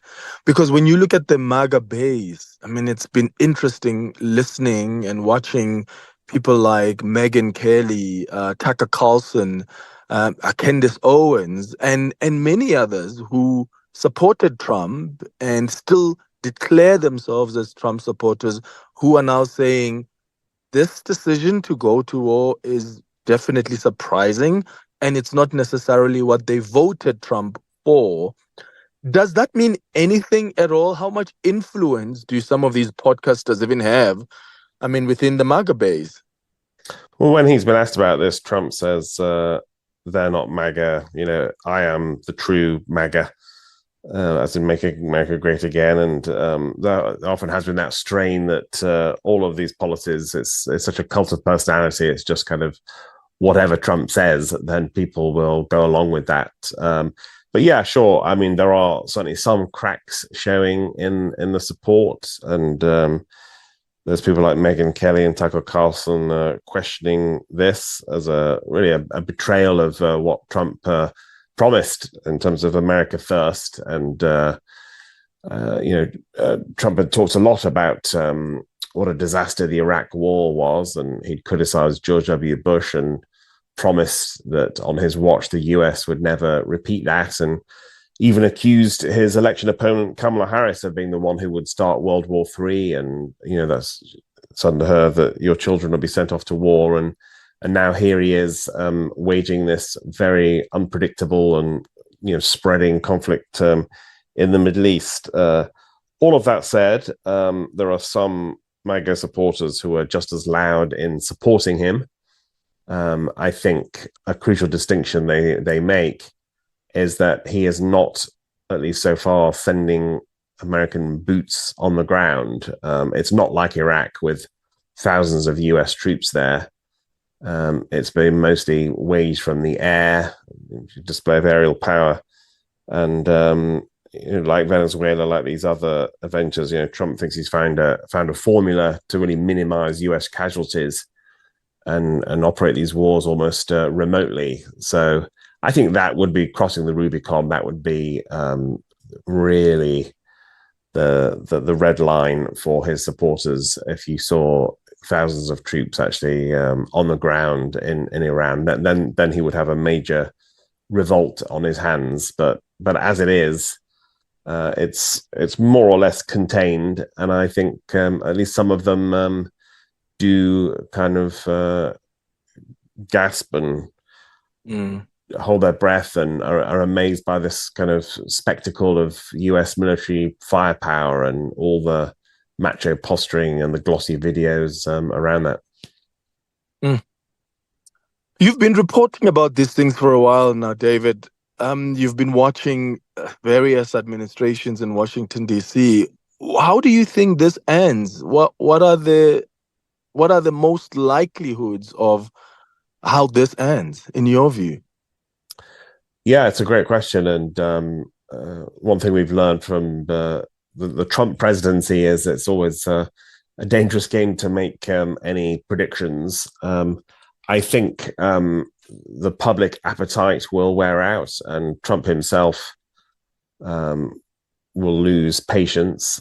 He did claim the other day, I don't get bored. This is not boring, denying that he would get bored of this, but I suspect he will at some point. And the US military will withdraw, without a major commitment of troops on the ground. But what they leave in their wake is very hard to predict. How much damage can they inflict in 4 to 6 weeks? As ever, Trump will try to claim victory and present it as a major change, even if the regime is still in place, even if Khamenei's son is still the supreme leader. He will say, look, Iran's military has been totally devastated. It can no longer influence the region as it once did. I think the one thing we do know is that unlike George W. Bush, Trump will not spend time and money trying to impose a democracy or rebuild the nation, because we have learned he doesn't care that much about democracy. And so in a strange kind of way, that makes life easier for him. David Smith, thank you so much for your insights live to us from Washington, D.C. He is the Washington bureau chief for The Guardian. 10:32, time for the latest in Eyewitness News headlines. So, good morning. Thanks, Clements. Good morning. The Madlanga Commission has denied controversial businessman Suleiman Karim's request to testify behind closed doors. Karim made an application to testify in camera last Friday, saying he had received death threats directed towards him, his family and his business. The application was opposed by the evidence leaders this morning, who've offered Karim protection should he require it. Public Protector Kollega Kalega has found the former head of the South African Maritime Safety Authority guilty of acting improperly in a recruitment process. An employee filed a complaint alleging that there was interference in a recruitment process that prevented him from getting a job. Former Maritime Safety Authority CEO Sobantu Tiali resigned in December before the report that came out this month was issued. And a French court is expected to rule today on whether former President Nicolas Sarkozy can escape serving more jail time. His lawyers are seeking to merge two sentences for convictions in separate cases. The one-term president from 2007 to 2012 has faced a series of legal issues since leaving office. Last year, Sarkozy became modern France's first president to have gone to jail, serving 20 days in a case related to alleged Libyan funding in his 2007 election campaign. Those are the headlines. This EWN and more at 11 or as it happens. EWN Traffic. Well, travelling on the M1 South towards the Joburg CBD, do expect heavy traffic volumes between Jan Smuts Avenue and the Crown Interchange. There's an accident right at the double-decker section causing these delays, about a 20-minute hold-up there. There's also queuing traffic on the N3 South. This is between Van Buren Road and the Kiluli's Interchange while heading towards Midrand. There's an accident on the N1 North. It's reported right near Allendale Road. Delays coming out of the Baku Interchange while travelling in Centurion Clubview. We still have those roadworks taking place along the N14 North near Trichat Road, causing heavy traffic volumes, about a 15-minute hold-up as you come out of Littleton Road. Please be on the lookout there and continue driving with care. More updates coming up. Stay tuned. There's more EWN on air, online, and on the EWN app. Okay, truck 7 at zero warning lights. Truck 8, it's just been serviced. I guess we're running like a well-oiled machine. Where would I be without MyWay's comprehensive cover for my vans and trucks? Plus, cover for my customers' orders with goods and transit insurance. I guess we'll never know. Visit myway.co.za or dial 0860 64 64 64 and get a quote today. MyWay is a licensed non-life insurer and FSP. T's, C's and standard rates apply. MyWay. Live your way. Need a seat? Try 7 or 5, it's your call. Want a sunroof? Make it a panoramic. Gotta have power? How does award-winning 138 kilowatt sound? The Changan CS75 Pro is big enough for the kids, smart enough for your playlist, and stylish enough for your Friday night too. Why settle when you can have it all without compromise? The Changan CS75 Pro. Drive tomorrow's SUV today. Visit changanmotors.co.za for more. Changan, driven to evolve. Do you remember the promise Nelson Mandela made to our country's children that they would grow up with dignity, protection, and hope? This Human Rights Month, we honor that promise as the Nelson Mandela Children's Fund marks 30 years of changing how society treats its children. In 2026, we celebrate a legacy that still calls on all of us to care, uplift, and make every child's future brighter, and to follow his example by loving children the Nelson Mandela way. The Nelson Mandela Children's Fund, celebrating 30 years of impact. Learn more at nelsonmandelachildrensfund.com. 702. The Clement Manyathela Show. Let's walk the talk. It's 24 minutes before 11 o'clock. I've been watching quite keenly what's taking place at the Madlanga Commission. And just to give you a bit of an update, remember earlier on, the Madlanga Commission announced that it's rejecting this businessman, Suleiman Karim's latest bid to testify in camera. But there seems to have been an altercation between Karim's lawyers and the evidence leaders at the Madlanga Commission, which necessitated a short adjournment earlier. They're now back in session. But surprisingly, this businessman has not started testifying. Instead, he has brought in someone else who seems to be part of his legal team, and he is trying to argue that the commission, when this businessman starts to testify, the commission must not deal extensively with Morgan Maumela. Remember him? The man that the SIU focused on? Was it 2 billion rand or so that was looted outside of out of Tembisa? That is the man at the center of that, according to investigations done by the SIU, but also News 24 has done a lot of work in trying to center this man in some really corrupt contracts from the Tembisa hospital. Now we are told by this legal team representing Suleiman Karim that they don't want him to deal with the relationship between him, the businessman, and Morgan Maumela. Why? What if the commission does have questions around the nature of their relationships and whether or not this man was somehow involved or benefited from what seemingly was a corrupt relationship that Maumela allegedly had with some officials at the Tembisa hospital. So it's really quite interesting what's coming out. In fact, it looks like he's taking his oath right now and may begin with testimony. Let's take a listen. So that you don't have to keep moving forward and backwards. Thank you, Chair. Thank you. Mr. Karim, just to explain the process, the first part of this process will just involve me leading you through your statement without any intrusive questioning. So in the first stage of the process, you don't need to be suspicious of me. There will come a point at which you do need to be suspicious of me. We will give you warning when that point is reached. But so that you know where we're going and how it is going to run, just know that until we reach the end of your statement, I'm not going to ask you any questions that are of any intrusive nature or designed to trap you in any way.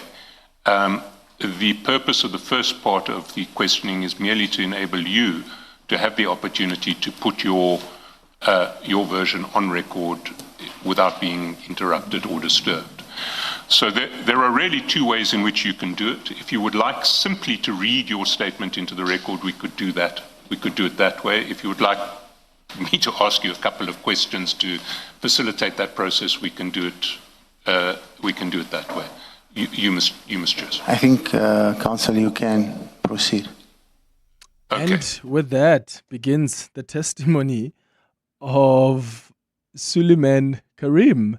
So it looks like it's all resolved. He now testifies. It's going to be very important what he tells the commission. But more importantly, it's the second phase that's going to be interesting of his testimony. That's when they're going to be asking him some really difficult questions about the conversations he's had with the then Minister Senzo Mchunu and potentially some benefits he's received from Ket Matlala. It's 20 minutes now before 11 o'clock. You're with Clement Manyathela. 7:02. Let's walk the talk. So last week we started a new series on the show. We do it every Monday just after the 10:30 headlines, where we look at multilateral institutions. Last week we focused on the United Nations. And today we are discussing the World Bank. And you'll pick up that a lot of these multilateral institutions were actually created after World War II.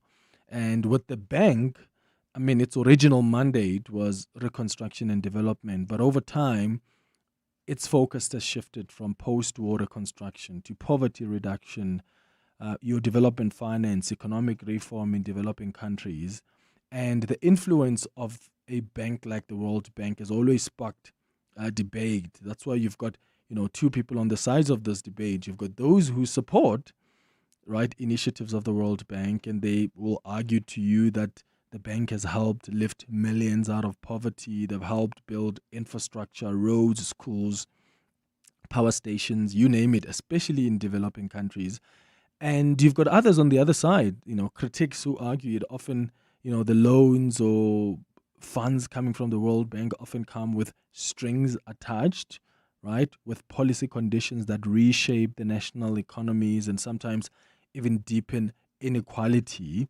What have been your observations of the World Bank? You can call us or send us a WhatsApp voice note, but someone who knows more about this institution is Professor Patrick Bond. We've invited him to come chat to us more about the World Bank organization. He's the political economist and professor at UJ's Department of Sociology. Professor Bond, thank you for making time for us. Good morning. Warm greetings, Clement, and all to your listeners as well. Yeah, let's start at the beginning. What necessitated the establishment of the World Bank? What are its origins and the original purpose? Yeah, the original purpose, as you said, is to make project loans, that is reconstruction and development. And as you've said, then they branched out into broader structural adjustment loans in the 1980s. But back in 1944, we have some fingerprints that we should identify, those of Jan Smuts, because a man called John Maynard Keynes was representing all of the debtor countries at the big negotiations called Bretton Woods. That was in New Hampshire, Mount Washington Hotel. And John Maynard Keynes thought his old friend from 1919, the Versailles Treaty they got together, his old friend Jan Smuts would side with the debtors, but instead, because South Africa had half the world's gold here underneath us in Johannesburg, a radius of a couple of 100K, well, we found it at the time, let's say white South Africans found it more amenable to be a sub-imperial power with the imperial U.S. that basically put together this World Bank in a manner, especially the International Monetary Fund, the sister institution, that went against the interests of the debtors, Britain and the Commonwealth and all of the other countries that had gone into debt during World War II. And instead, South Africa sided because the other half of the world's gold was in Fort Knox, Kentucky, and the U.S. had centralized it during World War II. So that's why even our foreign minister in the 2010s, Maite Nkoana-Mashabane, she was so critical of the way that South Africa helped for white power, for the gold industry, to essentially put the US dollar at the center of the world. And that's the Bretton Woods fingerprint. I think we have to acknowledge and say, yeah, that was quite an historic mistake because the US, of course, has abused it. And of course, the World Bank, even though it was doing regular loans at the time, South Africa was the second major country after Colombia to get World Bank loans. And it was racist. It was for Eskom. It was for Transnet. And those were under conditions of apartheid where Transnet was really taking migrant workers into the cities and the farms, the fields, the mines, but especially Eskom building huge coal-fired power plants. But how many black people were getting access to World Bank financing? None, because Eskom was a racist institution. And that's one of the most interesting problems. How do you go back and do some reparations? We've asked the World Bank many times. Of course, they say, no, we don't owe anything for profiting from apartheid loans. That's quite fascinating, Professor Bond, and thanks for mentioning that. How does this institution operate, though? Like, what's the governance structure looking like? Is there voting power? Who runs it? Yes, well, the U.S. Has the presidency. They've always said this is, it's like do you remember the old signs, Europeans only? The European only sign that they took from the beaches during apartheid, they put that on the International Monetary Fund managing director door. So the IMF is always run by some European financier or economist, and the World Bank is run by someone with an American citizenship. And at the moment, it's a man born in India, but he was the head of MasterCard. His name's AJ Bonga. Interestingly, a dozen years ago, he got a major start in his international career by working in Soweto to give out MasterCard credit cards. Oh, interesting. Well, debit cards, to be frank, as part of the social grant. But the problem is they partnered with another World Bank subsidiary called Cash Paymaster Services. Wow, did they loot the poorest people? 17 million people suddenly started getting massive debit cards. 6-year-old girls getting microfinance and cell phone contracts and burial society. They kind of put all these debits on so that MasterCard would make lots of money, Cash Paymaster Services, CPS. And of course, they abused people so much that Black Sash, the wonderful NGO representing the poor, came in and literally pushed them into bankruptcy by saying, stop that. And so CPS died, although its parent company, Net1, is still alive. But I really do blame the World Bank for predatory finance in that particular project. There are plenty of others. We critics, we don't like the Lesotho Highlands Water Project, the real original corruption, and the fact that here in Johannesburg, where we have water problems now. We have World Bank loans from last November, and yet the old corruption in building the Lesotho Highlands Water Project, including some of the construction companies that went on to build the stadiums for the World Cup that were subject to collusion. This is the kind of culture of corruption at the World Bank. The worst case would be the World Bank's financing of Medupi. That was the biggest loan ever, 3.75 billion, and we're still paying the damages. Any one of us buying electricity. But Prof, is the corruption coming from the World Bank, or is it more the politicians and the people who facilitate the loans they receive from the World Bank? Yeah, the case against Medupi, the biggest case of corruption probably in Africa in terms of the damage, the load shedding, the cost overruns from 60 billion rand to 240 billion. The same for Kusile. We can blame that on Hitachi bribing. Well, according to the Foreign Corrupt Practices Act, when it was being prosecuted during the Obama administration in the U.S., which Hitachi then did a settlement and basically was guilty of, and that was bribing the African National Congress through Vali Musa, who was the chair of ESCOM, who got a slap on the wrist for it. It was a sort of failure to declare conflict of interest because he was also on the ANC Finance Committee, and it was, of course, Hitachi saying to Chancellor House, hey, take 25% of our local ownership of our Hitachi Power Africa, and then you make sure we get the contract. So that's been well proven, and unfortunately it hasn't been prosecuted because the Zondo Commission was asleep at the wheel on that one. But, you know, we definitely need to go back and say, World Bank, you knew about it, the DA, Business Day, you know, the establishment here said, don't make that loan.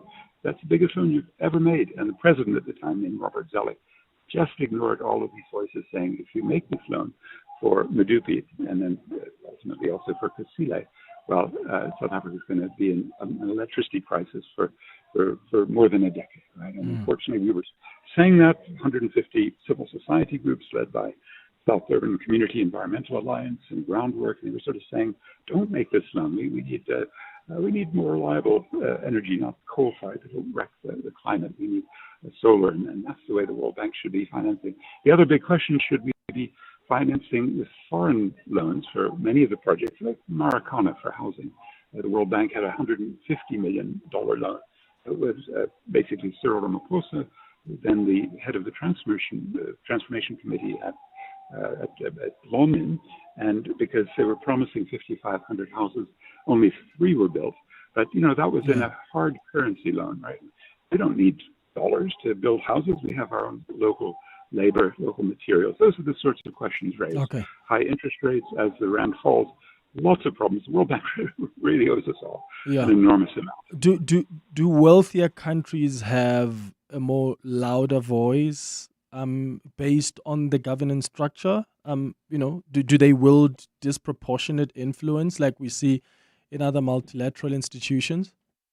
Exactly. And like the IMF, the United States Treasury, right, the finance ministry has been dogmatic that they want to control more than 15% of the vote, and that way they can put a veto on anything. So it's quite interesting because there is a rise in BRICS financing, especially the IMF, but also the World Bank. And that means that China, for example, the last time they recapitalized, about a decade ago, they got more money into the IMF, partly to deal with that huge financial crisis in the early 2010s and 2008-9, and that continued. So then the BRICS got more voting power, but unfortunately, they did it not to bring the U.S. under the 15% level, the veto range, but they did it at the expense of African countries. Nigeria lost 41%, Venezuela lost 41%, even South Africa lost 21% of our votes there. So you can see it's a changing, evolving situation where we have a new, I'd say, a sub-imperial layer of financiers. They say they're trying to reform, you know, the BRICS. We want to see de-dollarization, new institutions, and new ways of doing business internationally. But the harsh reality is that they're just buying into the existing system, and in fact, I'd argue making it worse. 9 minutes now before 11 o'clock. We'll continue our conversation with Professor Patrick Bond after the break. If you've got questions yourself, you're welcome to call us or send us a WhatsApp voice note on 0727021702. Or maybe if you just want to join the conversation, you've made your own observations about how the World Bank operates. Have we benefited? Have we benefited positively, negatively? What do you think has been the contribution of the World Bank to countries like ours, developing countries? Why settle for being Mr. Humble when you can be called Grootman? Don't settle. Get the GWM P500 from only $8,499 per month with a commanding presence built to dominate any terrain. Visit gwm.co.za for T's and C's and to book a test drive. GWM. Go with more. Brought to you by GWM Finance, a division of Westbank, an authorized financial services and registered credit provider. Without insurance, saving on your car insurance feels like arriving at the school reunion in your dream car. 32-year-old Parushka saves a whopping 729 Rand on her 2020 Haval H2. Get a quote now, and if our insurance can't save you money, ask for 500 Rand or 1,500 Rand if you have been claim-free and with the same insurer for 3 years. Get savings or cash. SMS out to 45142. That's out to 45142. Outsurance, licensed insurer and FSP. T's and C's and information online. 702. The Clement Manyathela Show. Let's walk the talk. 7 minutes before 11 o'clock, we're speaking to Professor Patrick Bond about the World Bank Organization. We have been looking at these multilateral institutions. Why were they formed? How have we benefited from them? What's the governance structure like, and what are the reforms that are needed in these multilateral institutions? And Professor Bond, speaking of the reforms, which is something you mentioned before we went to break, de-dollarization has also been really a subject of debate. You know, some countries complain that when we take loans from the World Bank, they are dollar denominated, and when you have to pay back that loan, you spend a lot of time paying interest before you even get to the loan itself. And some developing countries find this to be unfair. Is that one of the issues, listed in as we discuss the reform of the World Bank, and what are the others? It's terribly important because, of course, when we took that loan from the World Bank from Medupi in 2010, the Rand to the dollar, I think our strongest point was 6.3 Rand to the dollar. And then the Rand crashed during the 2010s with such bad governance from Jacob Zuma's administration. And so then it went down as low as 20. And I think we're at 16.5 today. But the point is that when you take a loan out, the repayment is in dollars. And when your currency falls, then the effective interest rate goes way up. The World Bank doesn't want to take South African rands. It doesn't want to sort of be repaid in currency. And you know what John Maynard Keynes, when he was really trying his best as this kind of British representative, the top economist in the world at the time, he said, no, if you're going to set up project loans with hard currency, the dollars, the euros, then make sure that you've got export capacity that results from the project so that you can repay in hard currency. You're not just sucking in a lot of hard currency dollars that may finance luxury imports for the elites in the country, but you're then really squeezed and you have to drop your currency so you can export more. And unfortunately, that basic rule from 1944 has been lost along the way. So we get ridiculous financing, like for education, basic education loans. But what is the foreign input on that? Very, very little. And those are the sorts of things that make people think, well, we need more local currency financing. Unfortunately, the BRICS New Development Bank, which was set up in 2015 to be an alternative, they haven't really moved. They've got 73% of their loans in dollars and Swiss franc and euros instead of in the local currencies. They're moving slowly.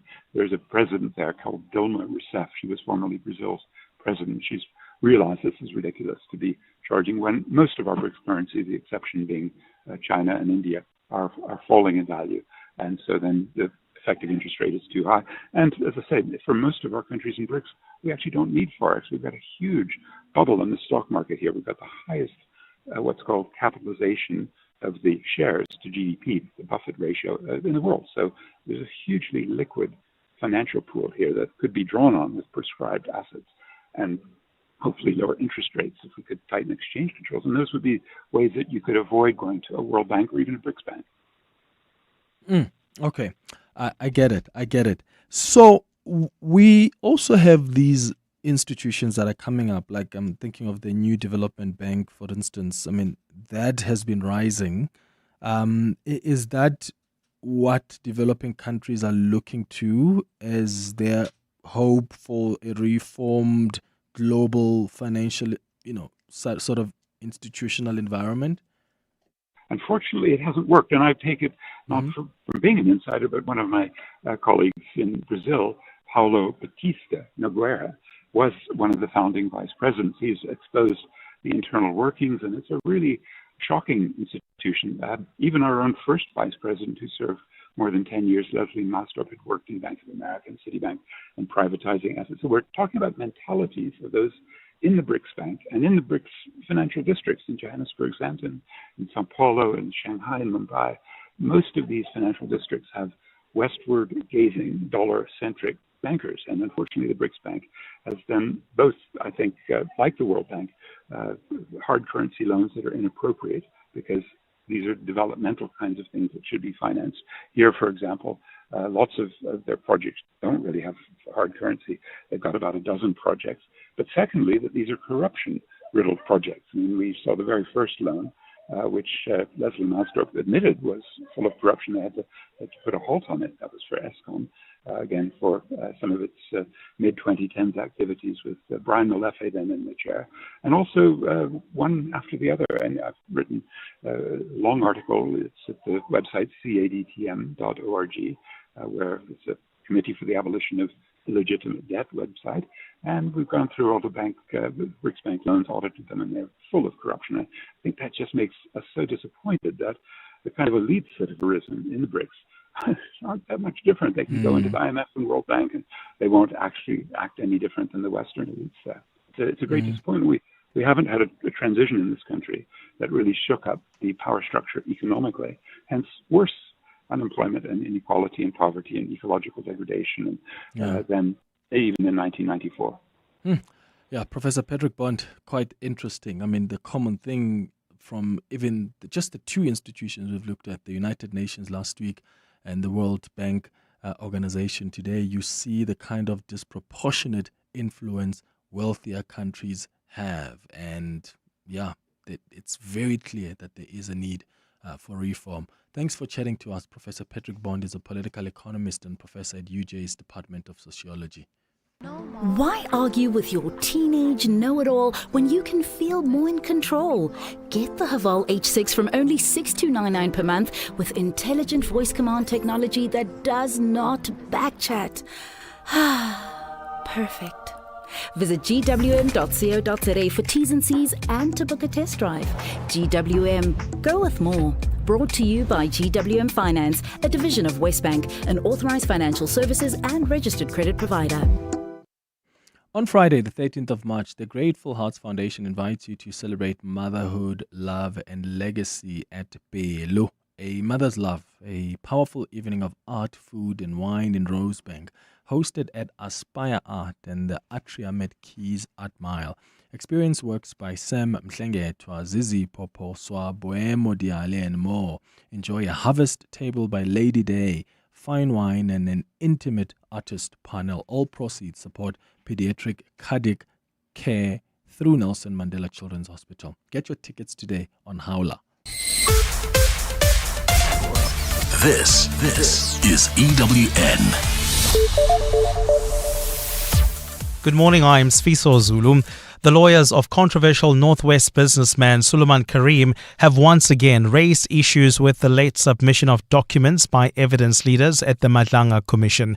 Karim's legal representative has also accused the Commission's evidence leaders of trying to introduce new matters that are not within the previously agreed scope.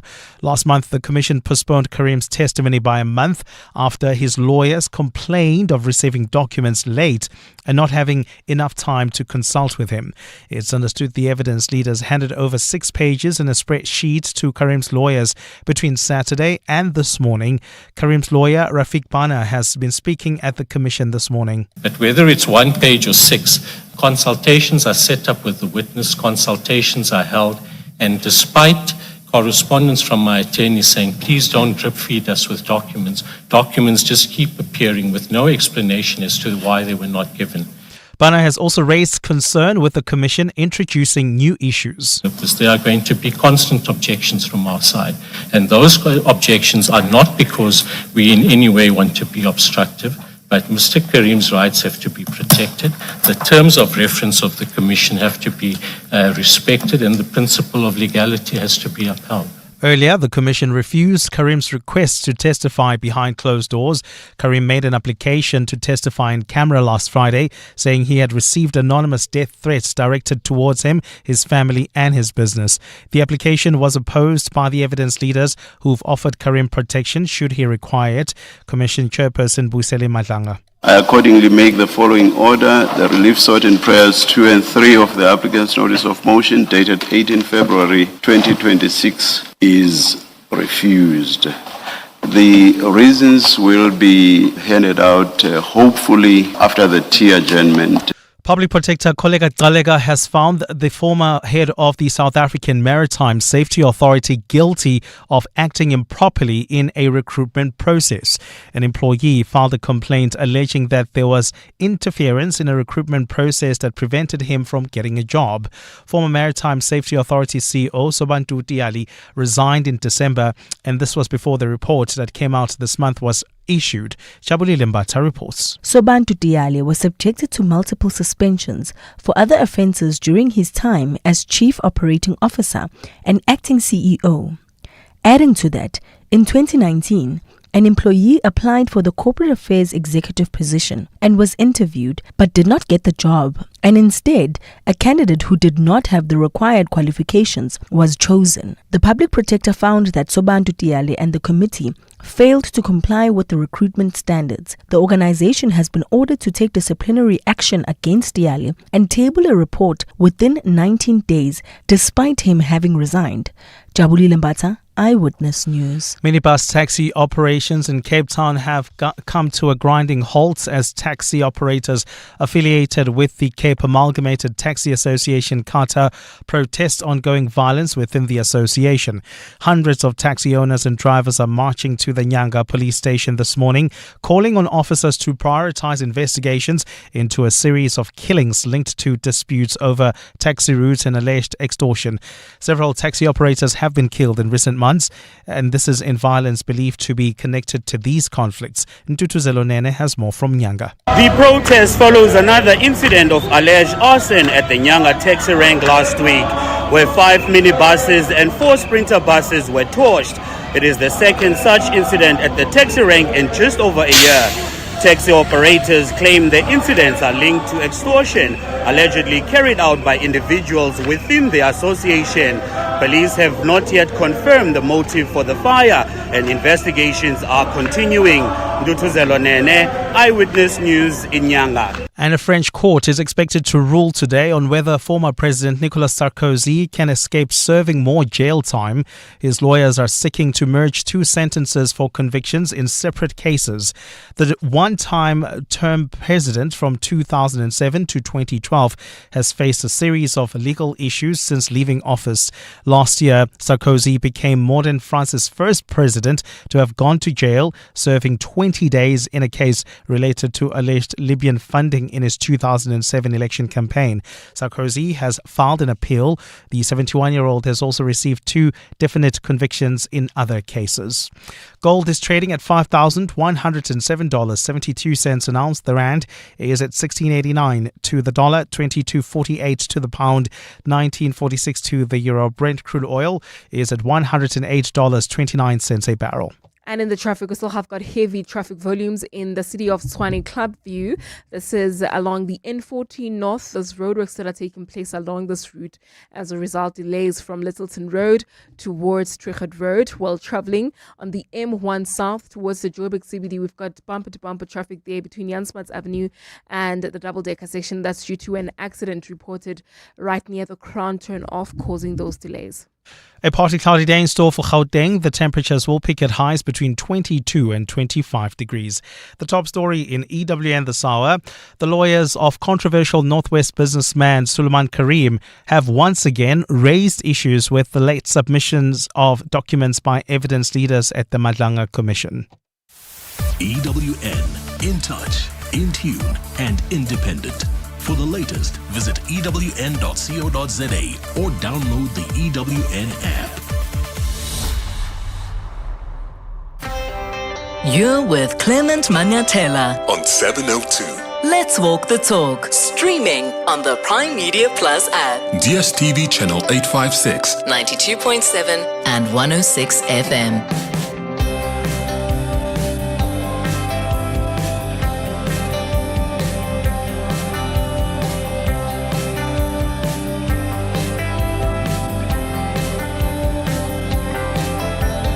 7 minutes after 11 o'clock. Dumelang, welcome to the third and final hour of the Clement Manyathela Show. Thanks for staying with us here on 702. Time for our Family Matters feature. 702. Family Matters. How do you decide which chores you get your children to do? Today we're discussing how to enforce chores in the household.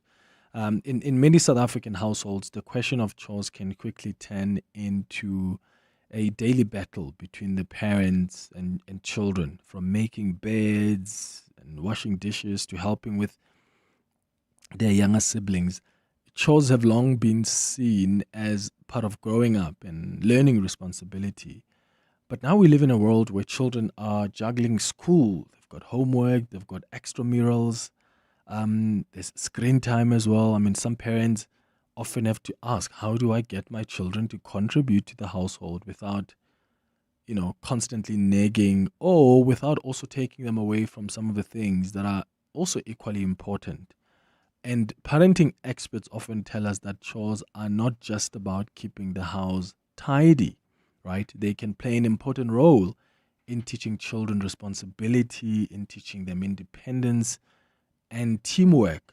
I mean, a lot of us, during our generation growing up, we knew that we had to decide what are we eating tonight. Especially us firstborns. We had to know, because our parents, some of us, our parents came back from work late. You as the firstborn has to decide, what are we eating today? And you have to prepare that meal. So that responsibility starts way earlier. By the time you're in secondary school, that's what you know. That's what you are expected to do at home. In fact, research has even linked regular chores in childhood with stronger work ethic and life skills later on in life. But at the same time, there are many parents who struggle with enforcing chores consistently. I mean, there are some who worry that they're being too strict. There are others who admit that eventually they just give up and do the tasks themselves because it's quicker. And in many South African homes where extended families live together or domestic workers assist with homework, the role children should play in household responsibilities can become even more complicated. So how can you then, as a parent, introduce chores in a way that works? And how do you even judge what is age appropriate for children? How do you enforce chores, without constant arguments? I'd like you to join the conversation on 011-883-0702. Share your experiences with us. How do you do it with your kids? The WhatsApp line is 072-702-1702. Let me welcome Tuto Lepoto, who's a parenting coach and family dynamics expert, who is joining us on the line. Tuto will be guiding us through this conversation. Thank you so much for making time for us. Tuto, good morning. Morning, Clement. Thank you so much for having me, and good morning to your listeners as well. Yeah. So let's start with why it's important for children to have chores in the household. I mean, there's no doubt that helps, parents, but how does it also help them as children? A very, very important question. It's funny you started with that question. One of the things that I always emphasize, Clement, with parents is that, chores are a very powerful tool of building character and transferring skills into our children, life skills. It's a very powerful tool of transferring life skills and also just building character and mindset. So in that regard, each parent should have the perspective of that degree of importance of having our children, being involved in the chores that we have within the household, so that we can be on one page with understanding of why these chores exist and why these chores must be undertaken by everybody within the household. That is the first point of departure because um, I know there's got a number of things that we're still going to discuss, but one of the struggles that parents have, with the subject of chores with their children stems from the approach that they enforced from the beginning, from the onset. So many times my advice is you don't introduce chores instructionally, but introduce chores as benefits. How will they benefit you? So I think the approach in the beginning is what really matters, that we take note of how the environment we live in, I think you touched on that, has changed. The coordinates of the environment have changed so much that when you are too instructional when it comes to chores as a parent, chances are you will not get what you want from your children Yeah. because they are exposed to so many things and they have their own freedom that they have been given, the independence that they have, independent of thoughts and in judgment and all that. All those elements play a role in how this issue of chores is approached by you and also by your children. Yeah. Tuto, I want us to fix your line. You sound a bit muffled, and that's affecting the listening experience for our listeners. So I'm going to put you back to the producers. Let's see if we can reestablish that line. When we come back, we'll continue this conversation. Share your experiences as well. Are you too instructional, so to speak, when you sort of give chores to your children? I remember our parents growing up were very instructional. They were very clear about this is what you have to do and there are consequences if you don't. It's never been a conversation. How do you approach the issue of chores with your kids? Do you ask them what are you more interested in or not? What do you do?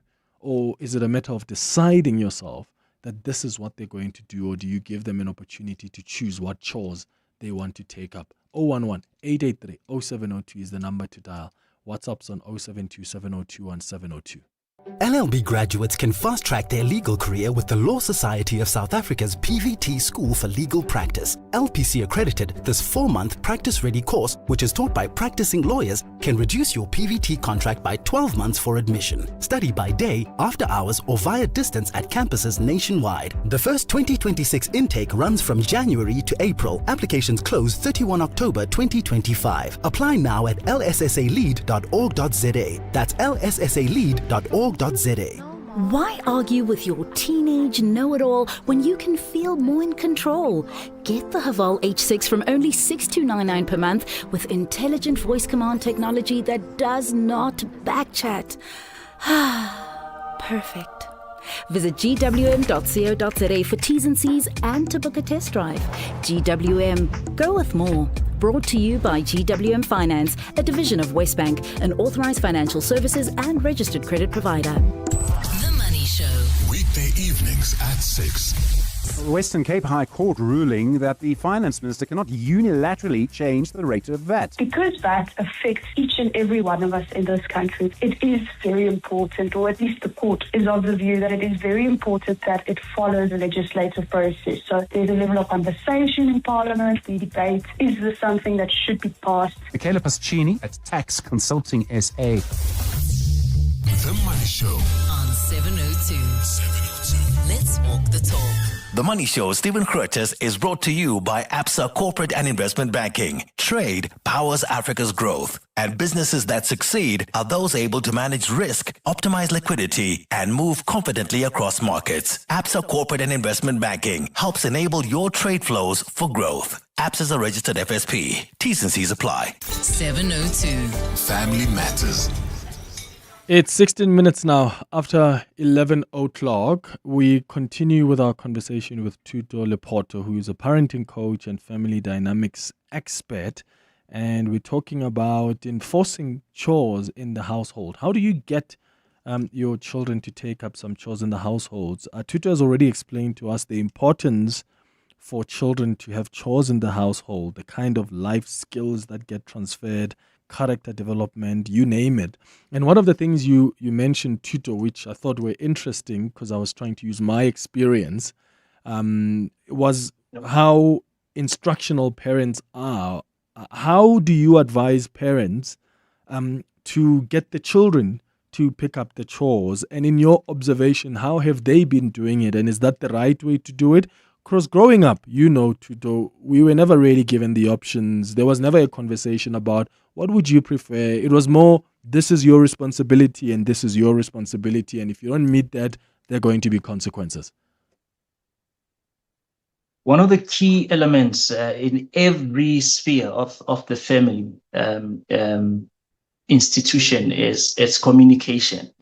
So you as a parent has to take very close cognizance and very importantly how communication happens within this family, because that will speak to how you are then able to communicate those critical elements that you want to enforce within the family that we speak to today as chores. For instance, there are 3 ways that I always share with parents, and I say you must allow or establish within your family an environment where discussions can take place, suggestions can be acknowledged, and conversations can take place.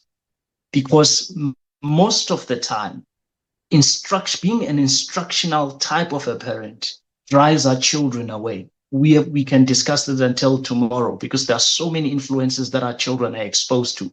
So when we instruct them and they know they've got options, they will not heed to instruction. They will look at other options. But when you have discussions and have conversations about chores and how these chores benefit them, how these chores will come back to help them, how they make their life within this household easy to live and enjoyable. If you introduce it and you put it in a discussion in that manner, it stands to win better than you instructing them that pick up your shoes and give them rather a reason and say, please pick up your shoes, because when you pick them up and you put them at the right place, they make it easy for you to get them the next time you want to use them. Can you please wash your dish or whatever that you were using to drink your water or your tea? Because the next time you want to use it, it will still be there available, clean and ready for you to use. So you are selling the benefit to them rather than instructing them without giving them the reason why. Because that's where conflict comes in and that's where resistance comes in from the side of our children when we become too instructional. So discussions, conversations, and allow yourself to, receive suggestions from them about these chores. So discuss them. Yeah. At what age should parents start introducing those conversations? Like, at what age do you get the children to take up chores? You can start as early as 3 years. I've got my son is 5 years old now. I think at around the age of 3 years, he was already used to, when I come back from home, he would take my shoes. I will take off my shoes. I will sit on the couch, take off my shoes and not take them to the bedroom. And he's the one who will take them to the bedroom. And I said to him, you must take them, put them where they stayed.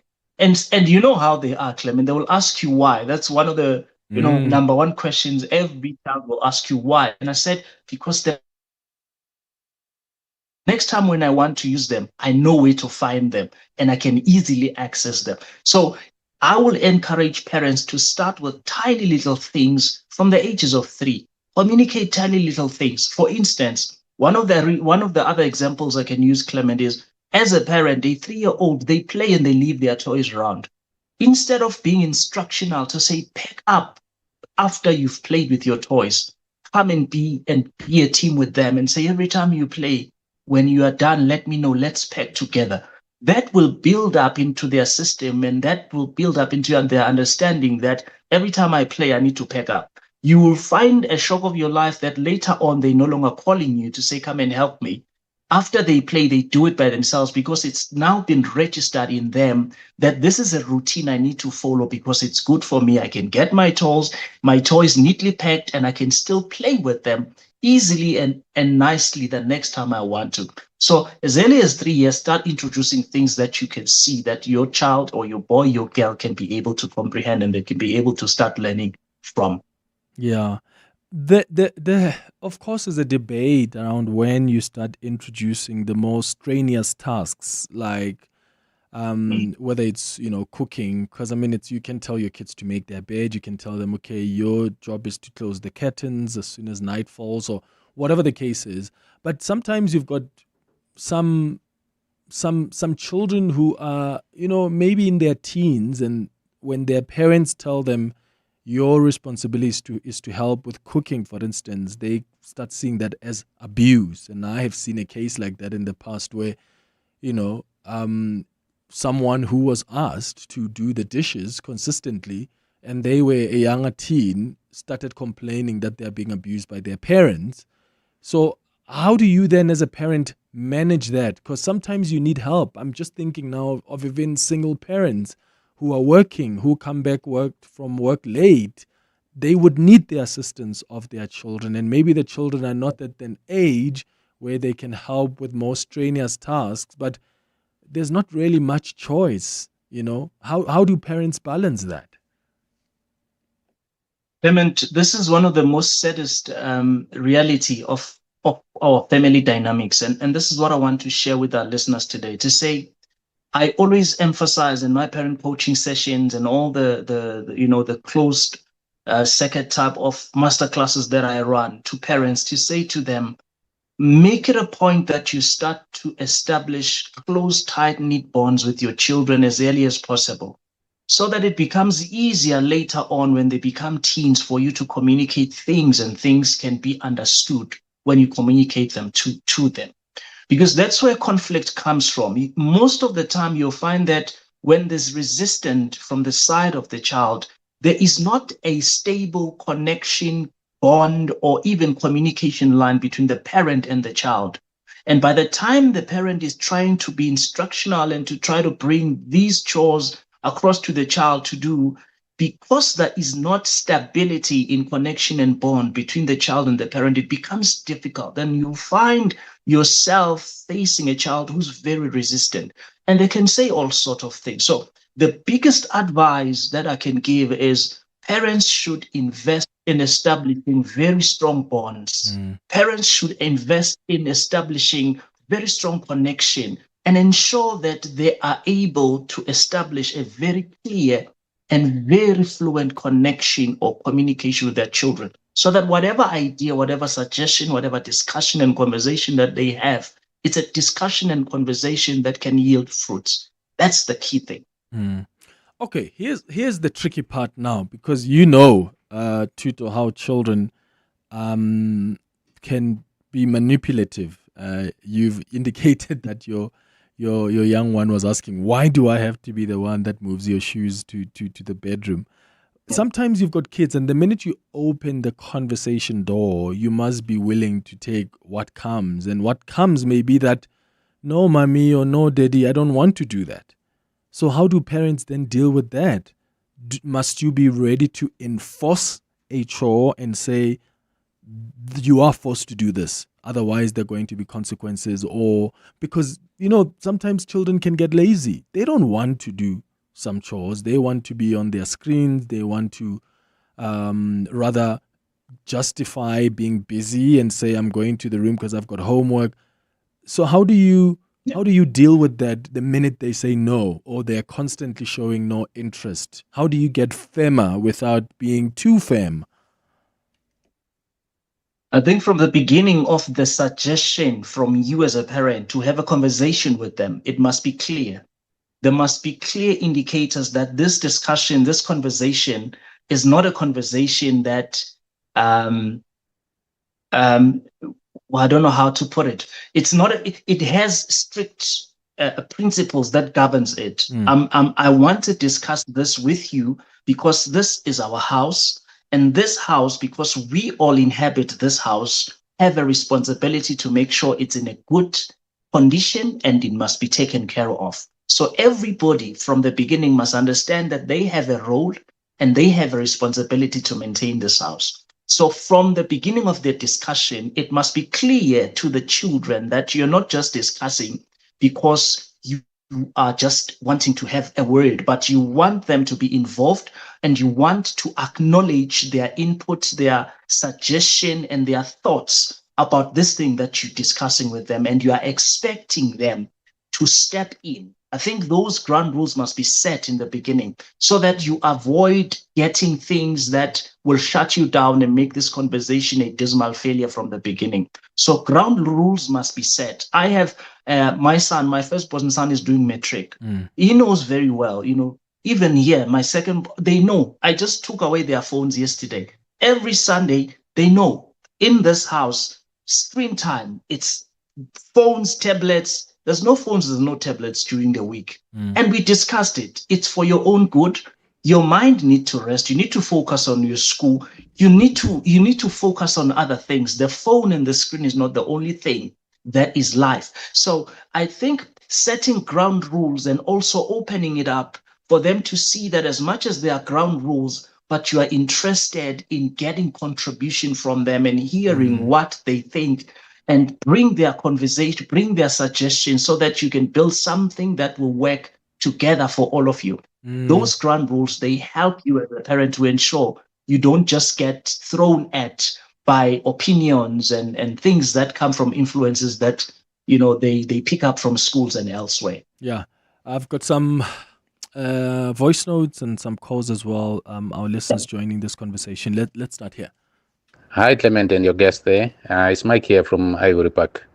I've got 4 boys, and the eldest is 23 and the youngest is 4. But the 2 eldest ones help a lot at home, even cooking and doing the dishes and even cleaning around the house. So it's a small place, but they do help. So that's how we grew up as well at home. We used to... Me and my other brothers, we used to help mom cooking and cleaning the house, washing dishes. So that's how it is. I think it builds character and discipline. Thank you, Clement. Good morning, Clement and your guest. This is Anonymous from Joburg. I used to be a teacher, although the mishap happened to me. I was teaching the grade 8s and 9s. I used to tell them about the house chores, how important they are. How are they going to build their character? I was just saying, because I could see when they don't write homeworks or when they are lazy in class that they were not doing chores at home. I could see from their behavior and their laziness that at home they were not also doing any chores to help their parents. Good show.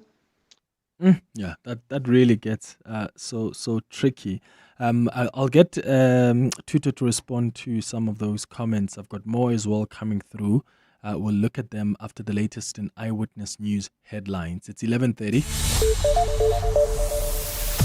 Bali, the KwaZulu-Natal Police Commissioner Sanitary Mkhwanazi will be making an appearance again at the ad hoc committee this week. That's correct, Clement. A very good morning. Sanitary Mkhwanazi is now scheduled to make that reappearance before Parliament's ad hoc committee on Friday. National Police Commissioner Fani Masumula will also return to the commission this week. Evidence leader Norman Arendse briefed MPs this morning during a housekeeping meeting of the committee, which is investigating allegations of corruption in the criminal justice system. Lawyers of controversial Northwest businessman Suleiman Karim have once again raised concerns over the late submission of documents by evidence leaders at the Madlanga Commission. They have also accused evidence leaders of trying to introduce new matters that are not within the previously agreed upon scope. It's understood the evidence leaders handed over 6 pages and a spreadsheet to Karim's lawyers between Saturday and this morning. And operations have resumed at the Nyanga taxi rank following a temporary suspension by operators affiliated with the Qatar Taxi Association today. Hundreds of operators marched to the local police station where they handed over a memorandum demanding that police prioritize investigations into taxi-related killings. Well, those are the headlines. This EWN and more at midday or as it happens. EWN Traffic. Heading towards Germiston, we've got heavy delays on the N3 South. This is between the Glulis interchange and the Geldenhuys turnoff. That's due to an accident there. There's also queuing traffic on the N12 as well as the R24 West between Edenville Road and the Glulis interchange. If you're traveling in Isando, some delays as you approach Barber Road along the R24 West. And then there's also queuing traffic on the M1 South between the Jan Smuts Avenue exit and the double-decker section. That's due to an accident. And then on the same route, there's roadworks that are taking place right near the Crown turn off, so please be on the lookout there and approach with care. We'll have more traffic updates for you right at the top of the hour. Stay tuned. There's more EWN on air, online, and on the EWN app. Bongani Bingwa, 702 Breakfast. Weekday mornings, 6 to 9. What happens when the system fails the most vulnerable? A desperate mother in search of her son. She told her community, she told the police. A few days after the disappearance, his body was found in a ditch. The boy was only 12 years old, and it's understood he was kidnapped by local tsotis who demanded not 1,000, not 100,000, not 20,000, not 2,000, 200 rand. And when the family didn't deliver this money, they killed the child. Bongani Bingwa, 6 to 9. On 702. Are you ready to let go of your ride in the new year? We Buy Cars makes it easy and even enjoyable to part ways with your vehicle. Simply complete their form on webuycars.co.za and they'll handle the rest. Looking to upgrade your car with over 12,000 vehicles for sale? You are certainly spoiled for choice. Visit webuycars.co.za today. When it comes to protecting your workforce, trust the workwear brand that has been protecting workers for over 150 years, Sweetall. Sweetall has overalls and uniform solutions for every industry, so your team is safe, comfortable, and ready to tackle any challenge. Visit our Boksburg showroom, shop A1 Atlas Road, Westwood, Boksburg, or go to sweetall.com today. Sweetall, we never let you down. Superior protective workwear since 1871. 702. Family Matters. It's 11:33 on our Family Matters feature this morning. We have been discussing how to enforce chores in the household. Do you have children that are struggling to take up chores and they come up with all kinds of excuses? How do you deal with that? How do you get your children to pick up chores, especially also in cases where there is a helper around? How do you avoid them manipulating the helper to do the responsibilities that are apportioned for them and not for the helper? Let's go to some calls now first. Tabile, you are calling us from Pretoria. Good morning. Hi, good morning, Clement. You're speaking to Tabile. Hi, Tabile, go ahead. I would like to find out, what an interesting show. Thank you so much. Thanks. I just want to find out from your expert in studio, in terms of getting your kids to do chores, and it is wrong to sanctify them in terms of monetary value? I'll tell you why. Yesterday, a quick one. My son polished his own school shoes, and he then asked me, "Mommy, are you going to pay me?" Because I felt it was like such a noble act, and also taking his sister's shoes to polish them. I mean, it's the first time he's 7 years old. I was like, "Oh yes, I'll pay you 10 rand, my baby." And he did it like the 3 steps: you put polish, remove, and take to shine them. So I just want to actually find out if it's actually bad behavior from my side. Thank you very much. What do you plan to do next time, Tabile, when he cleans the shoes? Pay him again? It saves. But it saves such a lot. So it's really saving. So Yeah. I was like quite encouraged. So I thought, this is good. So How old is he? He's 7 years old. 7 years old. Okay, great. Thank you, Yes. Tabila. Let me ask Tito to respond to that. Yeah. Tito, that's quite a tricky one, hey? Giving pocket money for chores? Look, it's quite an interesting one, and that's where many parents have actually missed the mark. This is what I always say, that you don't pay, make it clear, you don't pay your children to do the chores, but it's always good to reward them for the good things they do within the household. And you need to communicate that I'm not paying you for what you have done, but I'm appreciating the effort that you're putting in and the contribution you're making into this household.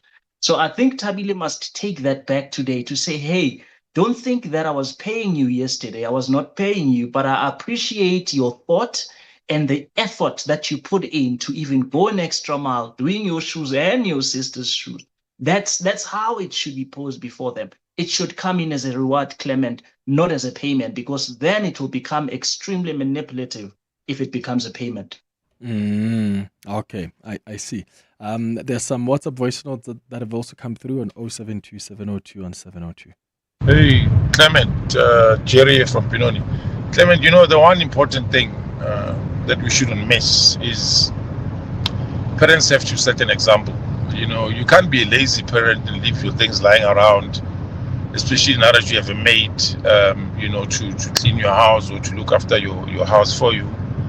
Because children look at that, right? I mean, if I'm going to call him out on leaving his toys or whatever that he does anyway, and don't clean up himself, and I do the same as well. I mean, how is he going to learn?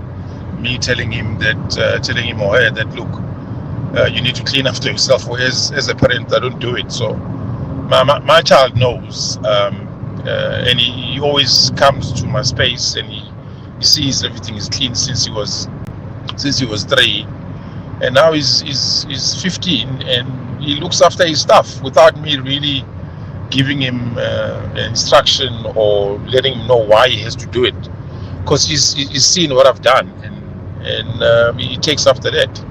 Thanks for the great show, Clement, Jerry. Thank you, Jerry.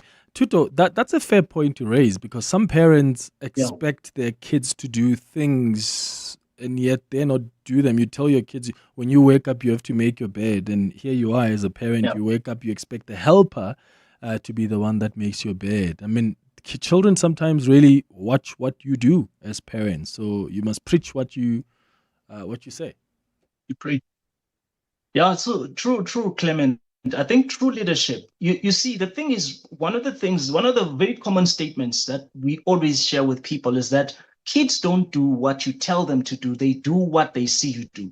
Yeah. So even in this case of chores, when you instruct them to do certain chores, Clement, they will always look at what you do yourself. So at times they can be pushed to a rebel line to an extent that they would even voice. I had a parent who brought a child who actually ended up voicing it out to them, saying, why do you want me to do this whereas you don't do it yourself? Yeah. So this is a very, very critical point to say, as parent, it's critically important for us to set the example for our children for the things that we want to see them become or want to see them do. If you want to see them being tidy, be tidy, you as a parent. Let them see it from you. Let it be you who becomes their mirror to say, they are telling me, or my mom, my dad is telling me something that I can see them practicing right in front of me. If that becomes the benchmark, it becomes easy then to give instruction. Then instruction does not become a tool for resistance for the children, but it becomes something that everybody enjoys. And let me share this, Clement, because it's on that same note, to say that one of the things that I had pointed out, when I was preparing for this discussion was that, chores need to be incorporated into collective family activities. If you use that approach when you want to see your children do certain chores that you want to see them doing in the household, make them or incorporate them to become collective family initiatives or activities, whereby it speaks to exactly what the listener was referring to, whereby you say, if you talk about washing dishes, for instance, there's times and instances where if I'm around, I'm always busy. But if I'm around, me and my wife and my daughter, we normally play this thing when it comes to washing dishes at times where my daughter will wash the dishes, my wife will dry the dishes, and I pack them where they're supposed to be. So it becomes like, and during that time, we're having conversations, we're having discussions. It becomes a collective family activity that does not just become a chore, but it also becomes now an element of bonding, an element of connecting with one another, that later on, even if I can introduce a different chore, it will be easy for that chore to be acceptable to the child or to many children that are in the family, because we have incorporated it to become a collective thing that we all do together. It builds us, It makes us to be tight-knit as a family, as parent and child, and it makes us to have something in common together. Yeah, you've got to practice what you preach as a parent. What about, because Tuto, children are juggling a lot now. It's not just schoolwork. They've got extramurals. You're taking them to swimming class, and then you pick them up, and then you must take them to dance class, and then there's drama, there's rugby, all sorts of things. So sometimes they use that as an excuse, and some parents are really sympathetic towards them. You know, you can see how exhausted the kids are. They're getting home at 6 p.m. Why add more responsibilities after a day that they've had? So how do parents balance that? Because you still want them to have some responsibilities, but you're still understanding that their schedule is really packed with so many things, and by the time they're home, they're really out of it. I think it's discussion with them. You need to sit down your child and make it clear for him or her to understand that they still have a responsibility to grow in terms of their life skills. As much the schedule can be so much busy, but they still have a responsibility to grow. And you as a parent still have a responsibility to help them to acquire those important life skills. So in the busy schedule, there's gotta be gaps that you identify that you can utilize to ensure that the life skills are still transferred in the midst of the busy schedule. But it is important that you have that discussion, especially because you're talking about with kids who are now busy wrapping that. And I'm thinking we are looking at teenagers at that stage. So have those discussions with them to say, I see that you are busy with 1, 2, 3, 4. Sometimes during the week you don't have the time, but it's still my responsibility to help you to grow in terms of life skills. And it is your responsibility to make sure that you grasp or grab these skills for your own good, for your own development, and find a way together to have that continue to happen within the family household or the household. It must not stop because of the busy schedule, but it must happen. But discuss it with the child, find a way to implement it, find the right approach that is suitable for you and for them. Okay, let's go to some calls now. Let's start with Derek, who's calling us from Centurion. Derek, how are you? Good evening, Clement. I'm good, mate. Go ahead. Yes. Sorry, man, I wanted to argue with your guest, but he said the children would learn from the examples from the parents whereby they have to clean and they look after. But I believe I was the listener who said that. Anyway, yeah, I just want to say, man, I'm actually giving up on my children, to be honest with you, because I have to tell them to do everything. I mean, they can't even do dishes, they can't sweep the house, they can't mop, they can't do nothing. Every time I have to do it, I have to ask them to do that, and I just feel like, you know what, I've lost this cause. I mean, without me saying anything, they won't do anything. They won't touch a dish or anything. They just eat and pile them up there, not washing them. I mean, I have to do everything by myself. So I think also the other influence is this WhatsApps and phones and stuff like that. Because the only thing they do, they would sit on the couches, play games with this. I don't even know what they're playing. You know, I used to have data like this unlimited data things, routers. So I've actually disconnected them so that they can maybe try and focus on something different. Because every time you walk in the house, maybe I'm away for 2 days. You come back, the house is so filthy. The dishes are hidden under the carpets and stuff. I mean, I don't even know what to do anymore. You know, you got to tell them, it's like, please, can you clean here? Can you do this? Can you do that? I mean, why do I have to? I mean, when we grow up, I knew that every morning when I woke up, I'll have to, these are my chores. I'll have to take a wheelbarrow, you know, grown up in the rurals, wheelbarrow and containers, go get water. You know, you need to go to the bushes and get some firewood. I mean, you need to clean the house. You need to do your washing. You need to do everything. But these kids, everything, it's I don't know, man. I give up, you know. Yeah. I really don't know How what to old do. are they? How old are they, Derek?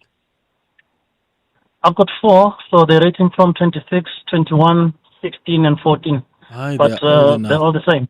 Oh, they're There's old no enough. difference. Are you a single parent? Yeah. Is there someone else helping you raise them? Yeah, no, I'm a single parent, unfortunately. The mother decided to start new life somewhere else. But, you know, I mean, most of the time I spend in Joburg.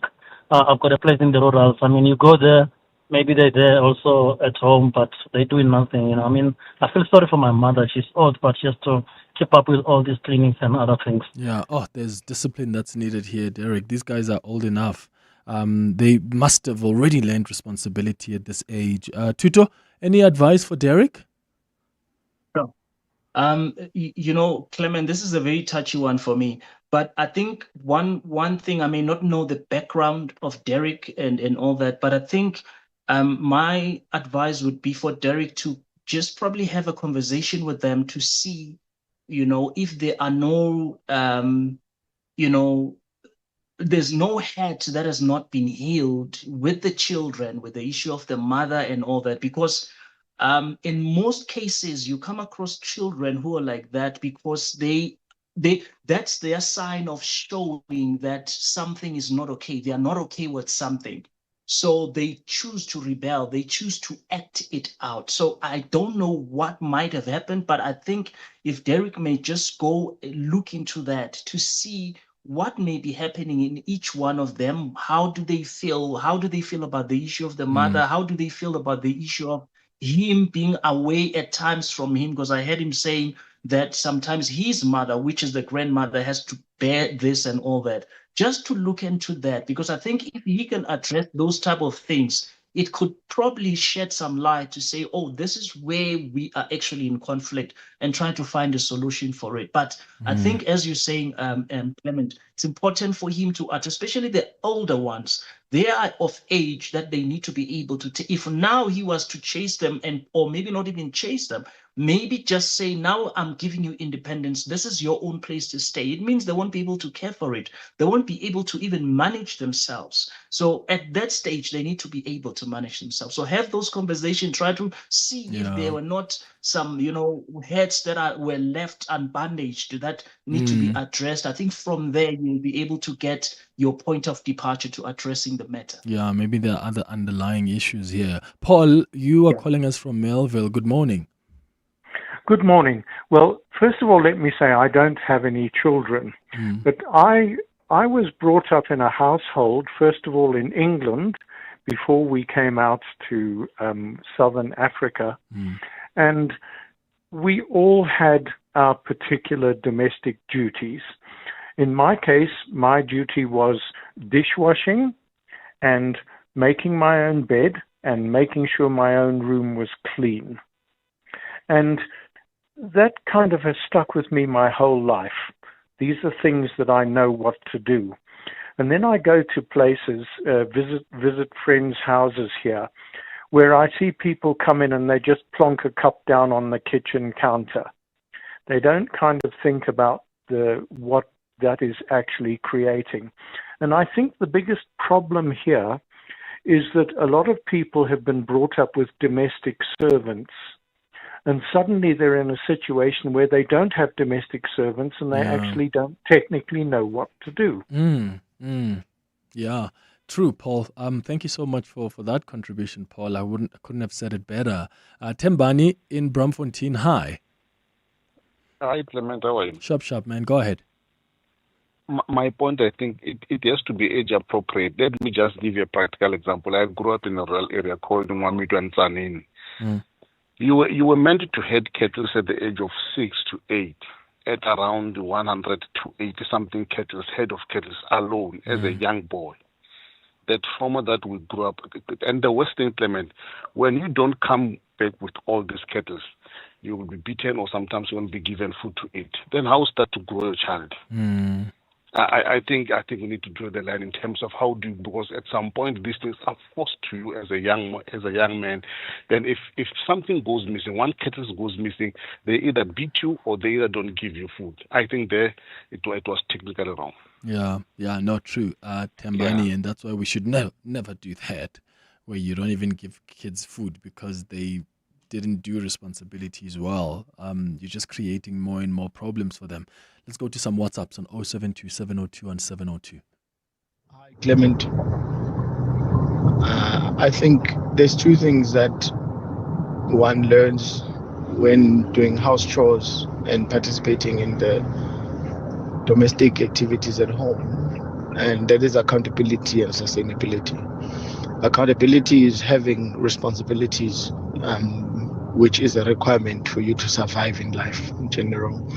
and knowing very well that I'm the one who needs to account for certain things in the house, whether it's from dishes to doing garden or picking up papers and feeding the dog. And the sustainability part, you see it later in life where people get married or get partners, but the one partner can't do a certain thing. My understanding is each individual should be able to prepare their own food, wash their own dishes. Can't live on takeaways. Can, it's just not sustainable. So these are the type of things that doing chores at home, kids will learn to be able then to complement a partner in the later stage of life. And of course, then pass down the certain values which have nothing to do with work and just the social influences from society. Thank you. Mac, yeah.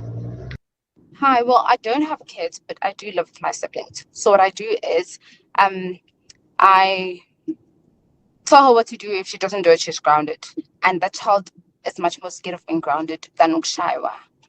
So I ground her. She can't see her friends. She can't watch TV. She doesn't have a phone.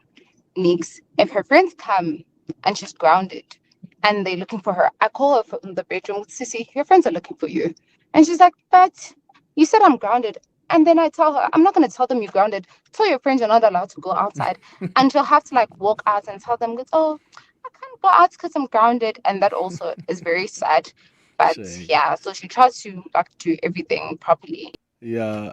And Tito, some parents end up being so sympathetic. When you see your little kid there telling the friends, friends, I can't come out, I'm grounded. Sometimes it hits you as a parent and you just feel like, okay, should I just let it go, and then tell her to do better next time? How important is it to stay firm? If there are consequences here, you can't be a parent that just establishes them and then walks backwards. And then the next time the same thing until you are sympathetic again. It's important that we teach our children that there's consequence for everything. Yeah. So as much as we don't, we don't focus a lot on, or we are not particularly looking to enforce consequences for things that we tell them to do or we ask them to do and they don't do. That's not our intention as parents. But it's important for us in the process of getting them, in the process of doing chores, that they do have full understanding that each and everything has got consequences. And we need to be very careful as parents not to set a premise for, saying you're grounded and then we turn against the very same decision we have taken to ground them and then we break it. Because then you're setting a premise to a child to say, my mom can break whatever promise that she has made or whatever conclusion she has taken about whether I'm grounded, whether I'm not getting this, I'm not getting that. And then that's where then again a window of manipulation will come in. And then you will struggle there to get them to do the chores and to win with what you want to see them becoming or see them doing within this household. So parents must be firm and must also teach their children that there is consequence for everything. And it must be clearly stated to the children that we are not gunning out to enforce consequence, but we are gunning out to groom you, to mold you, to make sure that you become the best person that you can be, molded in great character, great mindset, and be independent to be able to do and take and manage things on your own. Yeah. Tabi Singh, you are in Johannesburg. Good morning. Hi, good morning, Clement. My name is actually not Tabi Singh. I would like to stay anonymous because I don't want to embarrass myself. Okay, I think they gave you another name there so that you stick as anonymous. Go ahead. So I'm busy here in the office, busy with my normal duties, and I'm listening to the radio. I'm like, this thing is so close to my heart because I actually packed her bags on Friday. Is this your daughter? This is my daughter now. She's 18 years old. We've had this problem for over 6 years. It started when she was in primary school, and obviously I thought when she goes to high school, she would improve. So last week Wednesday, when I got the key to her bedroom, because she's got a tendency of locking her room, I was frustrated because there were people coming to do some electrical work. So when I opened her room, what an embarrassment. Oh my goodness. People need to do a COC. They had to obviously go into a room. The bed was not made up, cups and plates, and she's in matric. So I don't understand how she's studying all over, clothes on the desk. And I said to her, you know what? On Friday, I spoke to your dad. You're moving in with him permanently because I've raised her all her life. She's been with me. It's only been the two of us. And she's going to matric to her university next year, Clement. And I'm trying to instill principles. What's going to happen when she gets to varsity? Kids are mean. She'll be made a joke on campus.